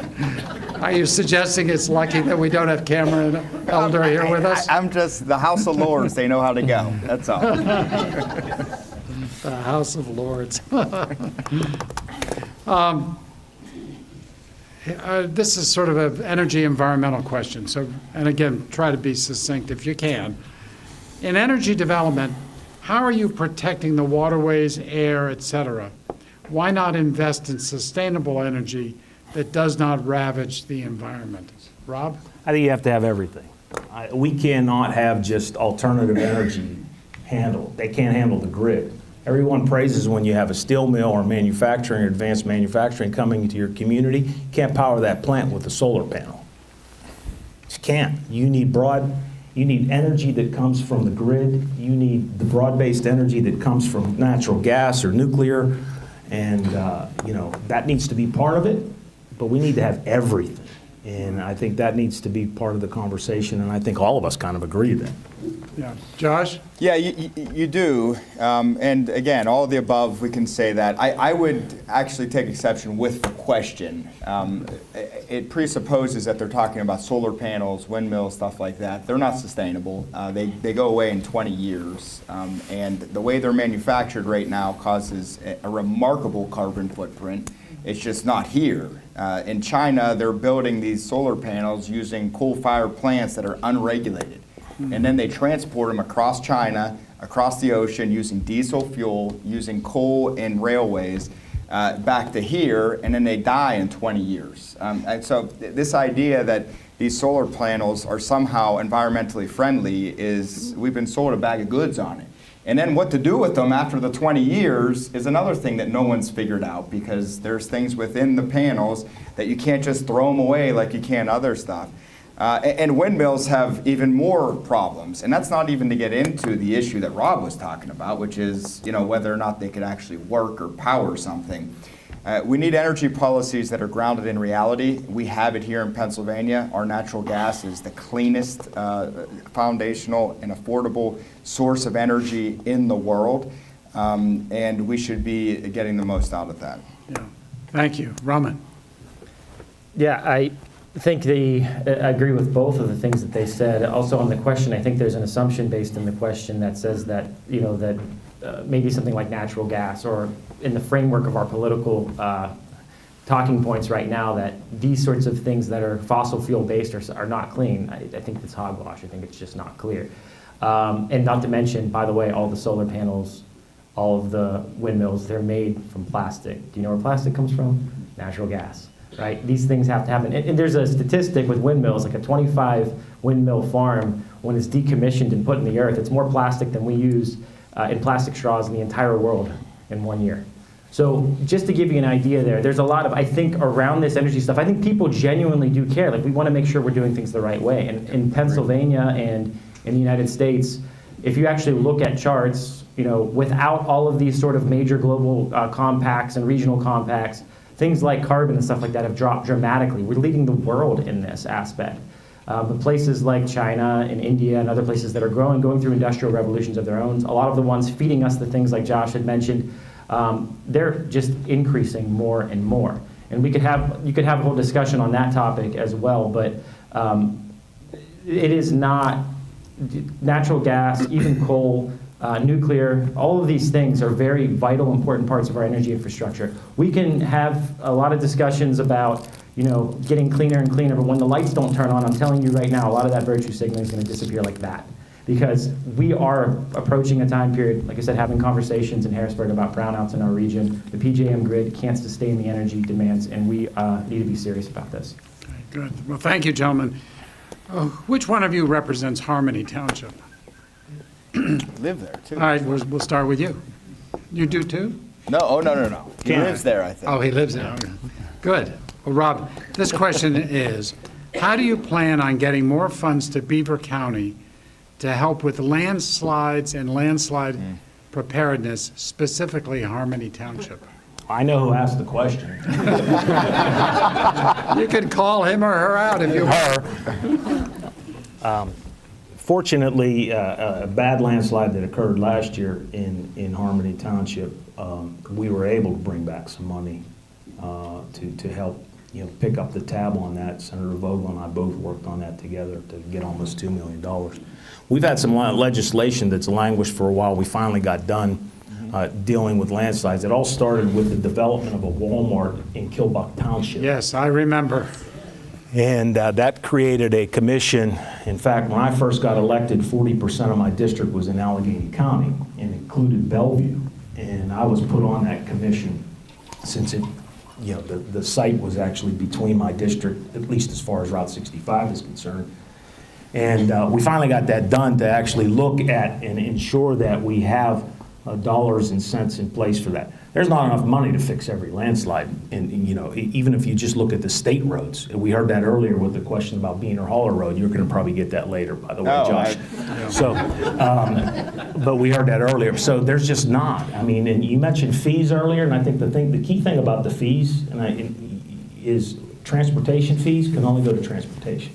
So even if you raise fees for driver's license or registration, that can only be spent on transportation-related issues. That's the way the law is written. So it wouldn't go back into the general fund if it came, at least as far as transportation. So other fees, different story. Yeah. I was thinking of the Turnpike Commission stuff. Yes. Those Turnpike fees that are out of sight. Correct. In fact, we should ask about that, but before we get to that question. Oh, boy. Let me if Josh and Roman want to chime in about landslides and preparedness. I mean, it's a big issue in my district, the whole district, especially as it relates to roads. And we have roads in Brighton Township, like you were mentioning earlier, over by the hospital. That road is about to, collapse, it seems like. And one of the reasons why is because Wildwood did, which was the road that's up there. But long story short, we could potentially end up in a situation where you have to go all the way through Beaver in order to get to the hospital from 51, which you're adding 5-10 minutes just to get to the hospital. And that could be the difference between life and death in an emergency situation. I'm trying to, and working with PennDOT is always exciting. It's That's not a word I've heard used. I'm trying to be polite. But, and there's real issues as far as they got to deal with resources going other places and stuff like that. I'm cognizant of that. But, yeah, this is definitely something that we need to have some level of focus on. Yeah. Robin, landslides in your district? So since I've been in office, I haven't gotten any emergency calls on it. But yeah, I mean, there have been the one I'm thinking of in particular, which kind of bordered Josh and I's district though too, was the one along 51 from Falston and that area going down into there. But that was prior to the time I got into office. But there has been some discussions on this topic. There's been legislation that's gone through on this. Rob, was this your legislation? It was Kincaid. Kincaid and Valerie. Valerie is. Yeah. talking about the seriousness. And I remember having this discussion with colleagues, and certain people who haven't had landslides are laughing, like looking at us, and we're like, no, this is actually a legitimate, serious problem. So there was a division not on political party lines. It ended up being regional. And Right. Yeah, if you're from flat country like Philadelphia or their suburban counties, this doesn't seem like much of an issue. But if you're anywhere in the mountains or hills and valleys, it's a big issue. It really is. Well, thank you, gentlemen. Let me ask you, we always get a number of questions about Shell. And of course, the cracker plant. Of course, I think some of our Shell folks are here as sponsors of this program, and we appreciate that very much. But I'm going to still ask the question. And let me see if I can phrase it this way. I think there's no doubt in the minds of many of us that Shell has done some terrific stuff for the communities and in this area. But I think people still think that Shell was going to do a lot more, that they were going to bring a lot of jobs, other kinds of support industries, businesses into this region and into your districts. Is there something that you need to be doing to make that a reality, or is this just a total misconception by your constituents? What do you think? Rob, you can start. Well, I think if you've talked to anyone in economic development, they'll tell you that a plan from day one to conclusion and then 10 years after can look drastically different and be drastically different for drastically different reasons. Yeah. You know, the pandemic really affected what happened at Shell from the perspective of the construction, the shutdown of the construction of that plant. And then the global change as far as demand didn't occur as much as was predicted. You know, there's only one cracker here. At one time they were talking 3, 4, maybe 5 from that perspective. So you have just that particular plant. But sure, we all were hoping, but you also have to remember the millions and millions of dollars of payroll that went to the building trades for a better part of about 6 or 7 years. I mean, that was for vital. construction. Yes, absolutely. So, but that was vital from the perspective of just our commerce that is Beaver County and our region. So that in and of itself was a big deal. So you have to keep that in mind also. Sure, would we like to see more? Absolutely. Shell would like to see more. We'd all like to see more. And, you know, I think they will continue in that vein, and we will continue in that vein and do whatever we have to do from the perspective of downstream development as a result of Shell being here in southwestern Pennsylvania. Josh, your thoughts on this? Yeah, so I do think that I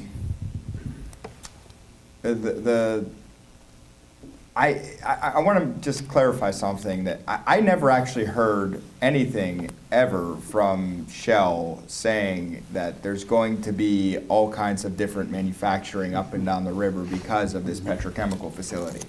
I heard that a lot from different associations, from national groups, from different people saying, like, this is what can happen. Right. And you know, you saw what happened in Louisiana. There was some billion-dollar plant built like Shell's.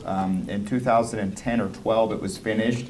And since like 2020, I read an article in 2020 or 2021 or 2. It was saying since that plant was finished, there was $154 billion of new development around that plant. And so there was some real aspiration that something like that could occur in Pennsylvania as well. I think a part of it is we missed the boat because of bad energy policy. We can keep going back to that. You look at Ohio and the manufacturing opportunities that they have seized upon over the course of the last 10 years, and their numbers are much better than ours, and there's very clear reasons why that's the case. But I think Rob also made a very important point. Things change in the commodity markets, and things happen as far as, you know, what's going on with plastic and how that evolves and who's doing what around the world. And that's out of our control in some regards. So that's also a factor on it.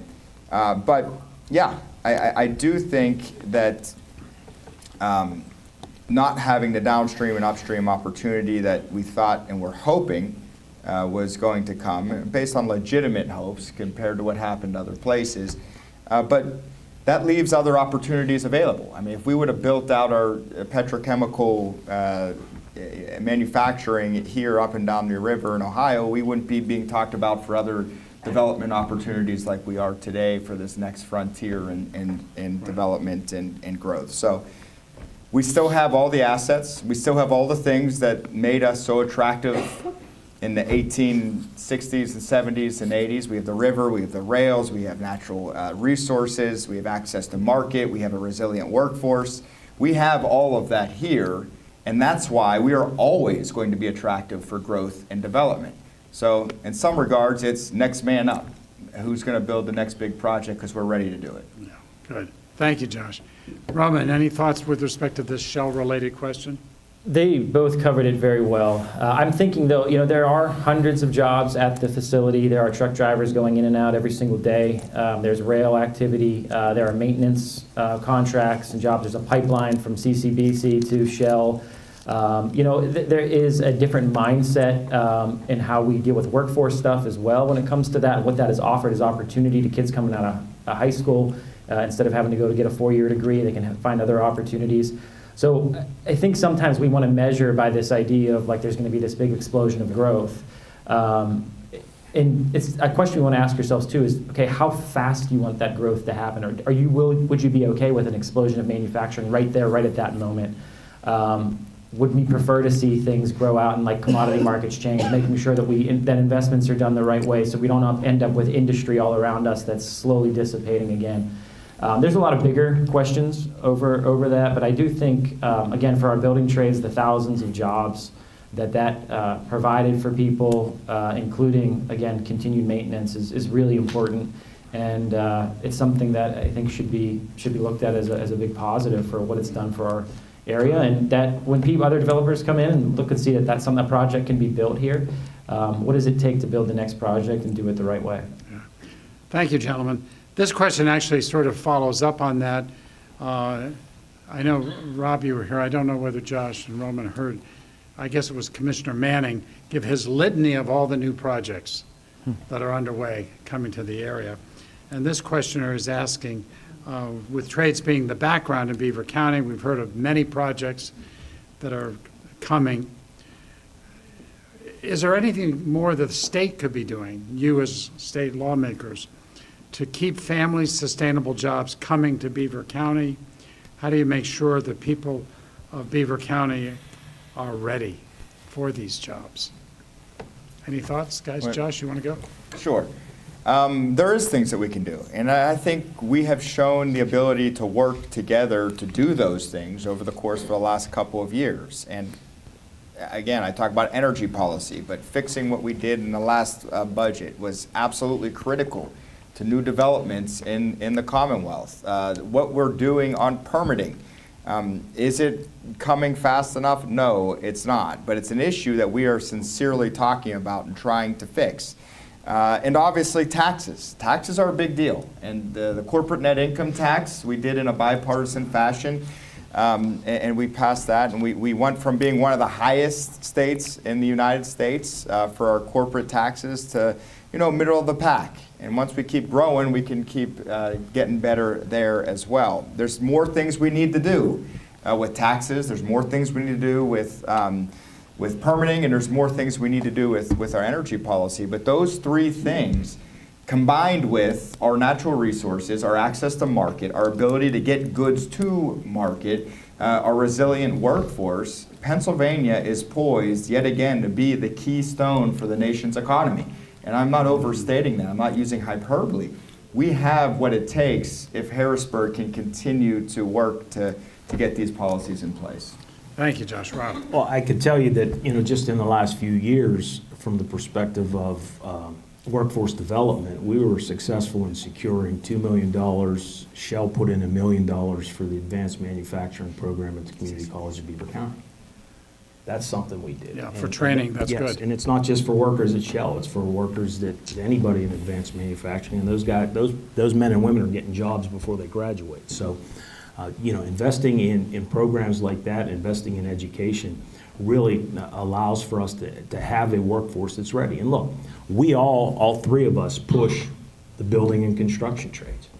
the building and construction trades, you know, you can be a plumber and be a millionaire. I mean, that's just reality. I mean, so, you know, electricians, you ever call an electrician? I love my IBW guys, some of them are here, but, you know, they deserve that wage because it's a dangerous job. But if you have an opportunity to get an apprenticeship program, you can start getting paid on day one. So there's no college debt, there's anything like that. So that's something we really try to Don't stress. ask me how much I paid to Trust have me, a well, plumber clean a drain. I hear you. So, but I think that in and of I'll itself. keep my mouth shut. I'm all in favor of the training, though. Yes, that in and of itself, though, I think is something we've really tried to stress. You know, having conversations with superintendents and guidance counselors and whatnot.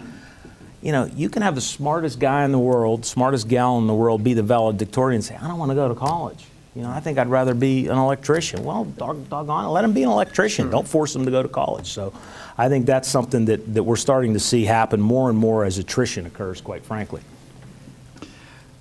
Robin, did you want to comment on this question? I just building off of what both of them said and what Rob said there too. We have to, it's a cultural mindset now, and I think we're seeing it shift, not just nationally, but locally and regionally. This idea that everybody has to get a 4-year degree and go get some basket weaving or whatever, right? They've got to come out and have some sort of professional credentials, and then they go and they can't find a job anywhere because they don't have the skills that meet the needs at the moment. So I think it's vital and important that workforce development is a big part of the discussion. I think CCBC is an incredible leader in that and what they're doing. Every time I visited or talk to somebody, even around the region, they talk about things that they're doing there. So I want to thank CCBC, by the way, for everything that you guys are doing for our region, because it's a big deal, and I think that there's going to be a lot more to come for us if we continue to help them. Yeah. Can I make Sure, a comment? of course. I want Go to ahead. just something based off of what Rob was saying. So I don't often admit this, but I'm an attorney by trade, and I still do some legal work, corporate side. I own a part of a company, and I do the legal work for the company. And I'm not sure what the future looks like for lawyers. Most lawyers aren't in a courtroom. Most lawyers aren't, even litigators don't actually litigate. I mean, it's basically paper shuffling. And what I mean is I have business partners now who plug a contract into a AI agent, and that AI agent gives a review. Now, I've looked at this and kind of just like, it doesn't do a great job yet.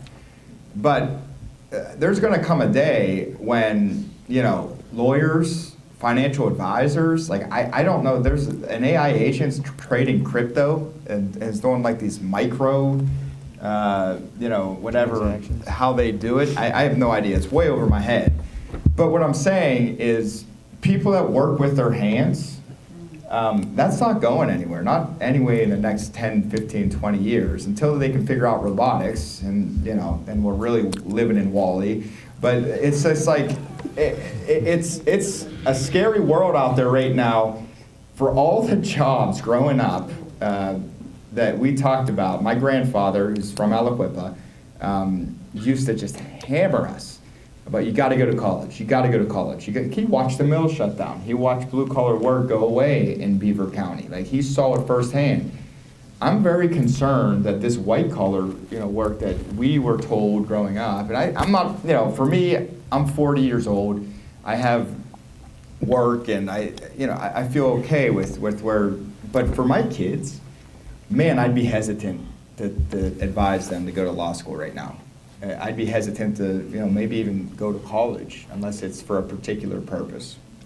I'm still hesitant to trust AI. Yeah, me too. Amen. I'll tell you, I made the mistake the other day of looking up under AI, one of the AI chats, I guess it was, and I typed in, "Who is John Delano?"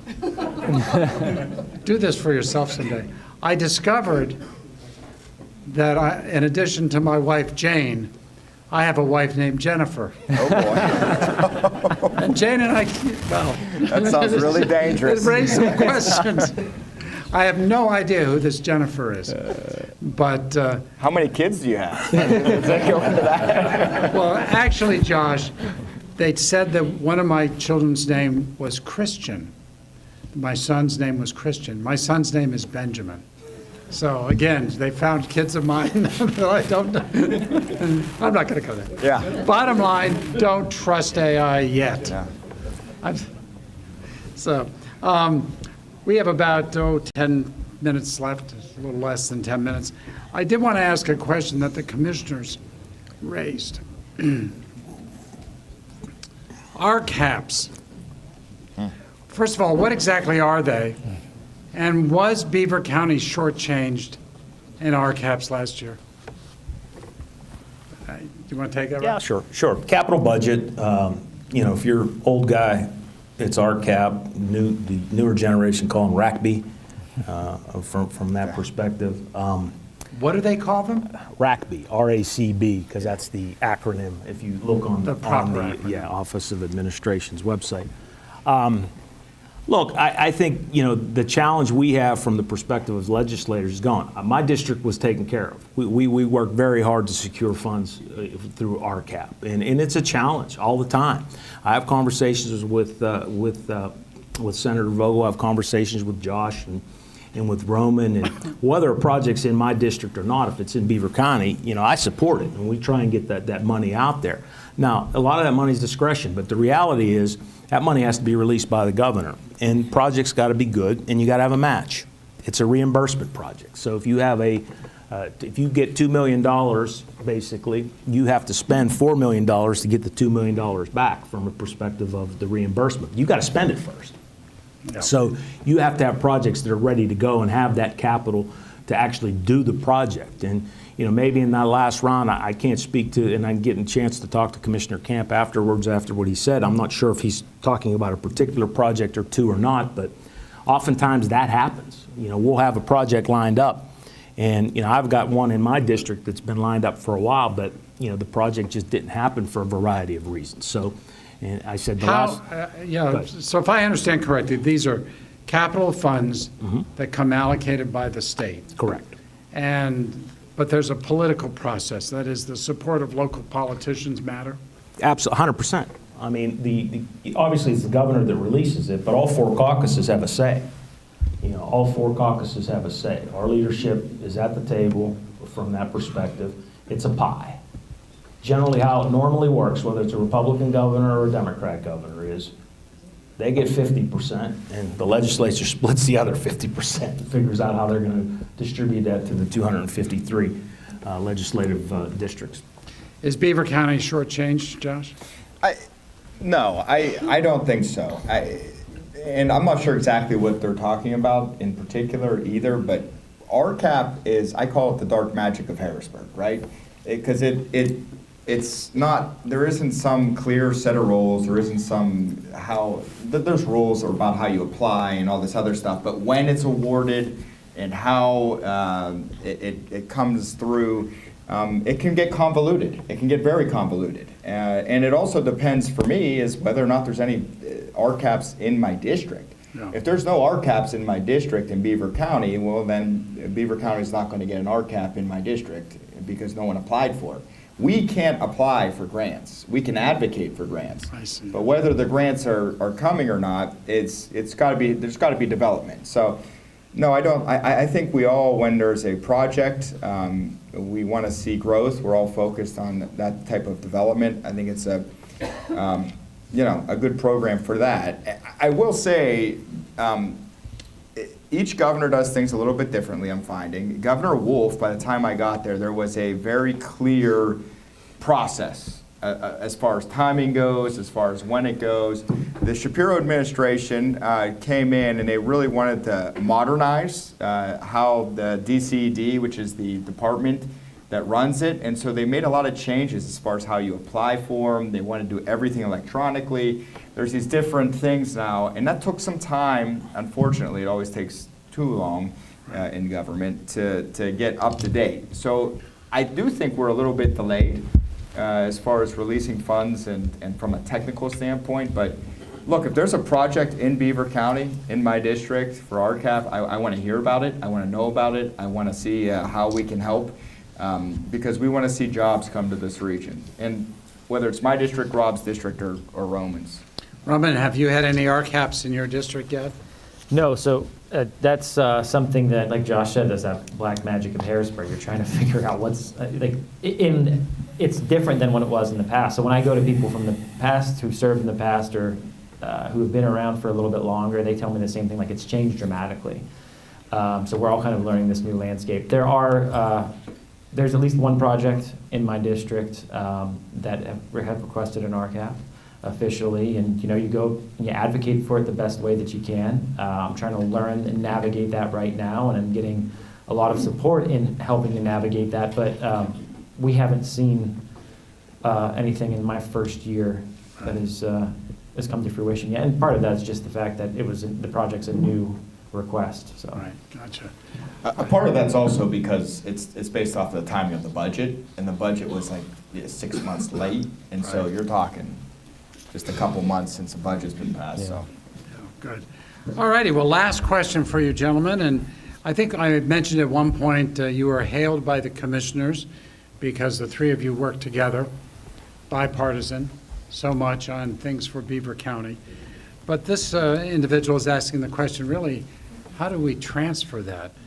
What can each of you do personally to help reach across the aisle? And how can you focus on policy over party? What's your advice to your colleagues and even to local municipal officials and county officials? Anybody? Roman, we'll start with you and we'll end with you. All right.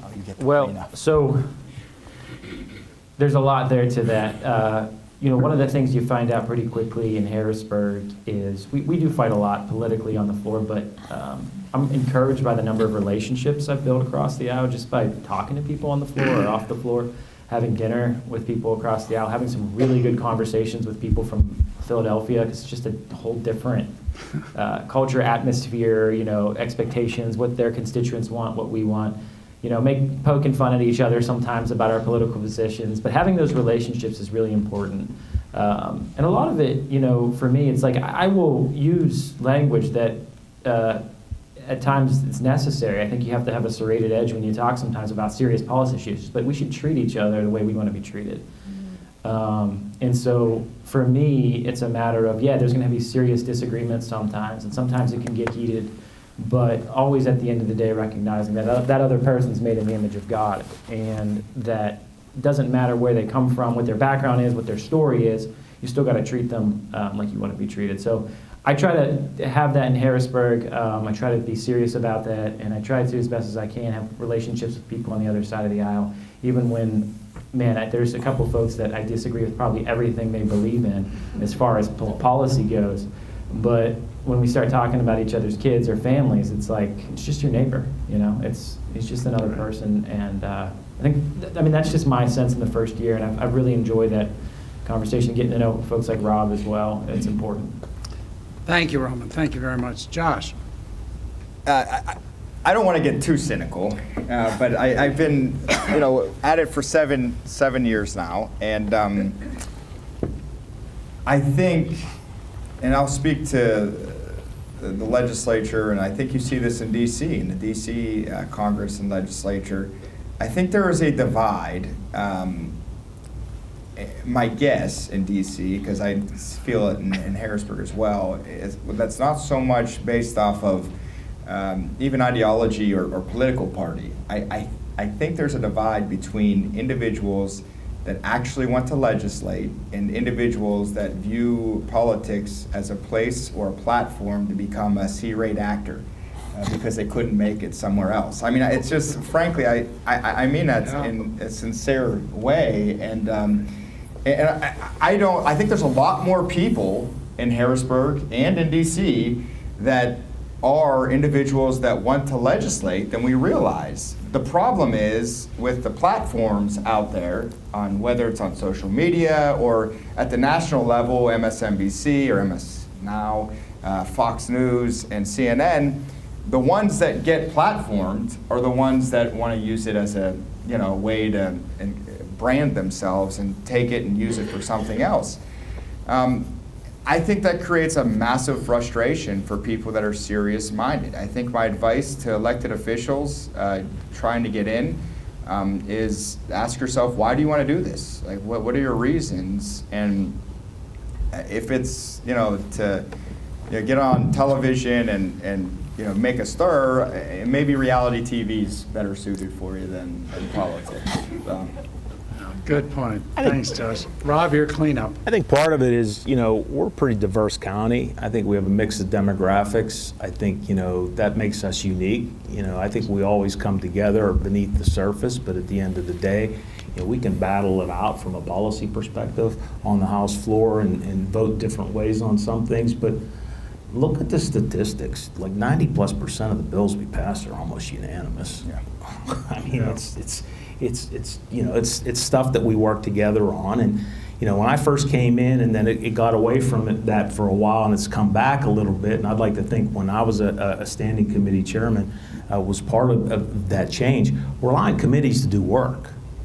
So when committees are able to do work and work together on that committee, you formulate that relationship. I always say walk a mile in my shoes, and Roman stole my thunder because I use that line all the time about treat people the way you want to be treated, and you'll be okay. But walk a mile in my shoes. There's no doubt about it. I mean, you talk to someone in Philadelphia, and they come and talk to you about the violence in the streets there and the issues that they're having, and you go and visit that district, and you go to that school with 15-foot high fences and armed guards. Now you kind of get it a little bit. That's why they're so passionate on that particular issue. Or you go to the PA Wilds and you see some issues there when it comes to hunting and what that means for our particular state, which is very diverse and obviously has rich history in that. So you get that pick, and my district is very diverse from that perspective. My district, of the three of us, is the most dense. Obviously I represent 13 communities, they represent 20 plus. But it's very diverse. I mean, I got $1 million homes in my district, and then I've got people that are barely making it and are reliant on government housing. So we have to ensure that everybody's treated the same way, top to bottom, and I think that's truly what drives me as a legislator. And I hate to keep the love fest going for Rep. Marshall, but when he and I were together as chairs of the committee, we were actually asked on multiple occasions by 2 or 3 businesses and then a couple trade groups to talk to their individual employees about bipartisanship, about working together, because we had such a great relationship prior to us both being chairs of the same committee. But then when we became chairs of the same committee, we got a lot of stuff done. I tell the governor all the time, you stole my line. I've been saying that for 18 years about getting stuff done. You could change the stuff to whatever you want to change it, but he's kind of run with GSD. But that's my goal as a legislator. I want to get stuff done. I don't care if I get credit for it. I don't care if my name's in the newspaper. It's about ensuring that we do and deliver for the people that we represent, because it's all about people, and it's not about politics at the end of the day. So treat people the way you want to be treated, and I think that's what we try and do here on a regular basis. Well, thank you, Rob. And ladies and gentlemen, you're fortunate in Beaver County to have these lawmakers. How about a big round of applause? And thank you for letting me moderate. I'm going to turn this back to Katie.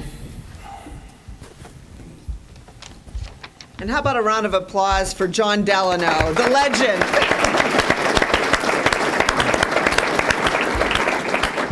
Well, I have the pleasure of wrapping up unless Lance wants to have the final word. I think I'll have the final word here. Thank you, Lance.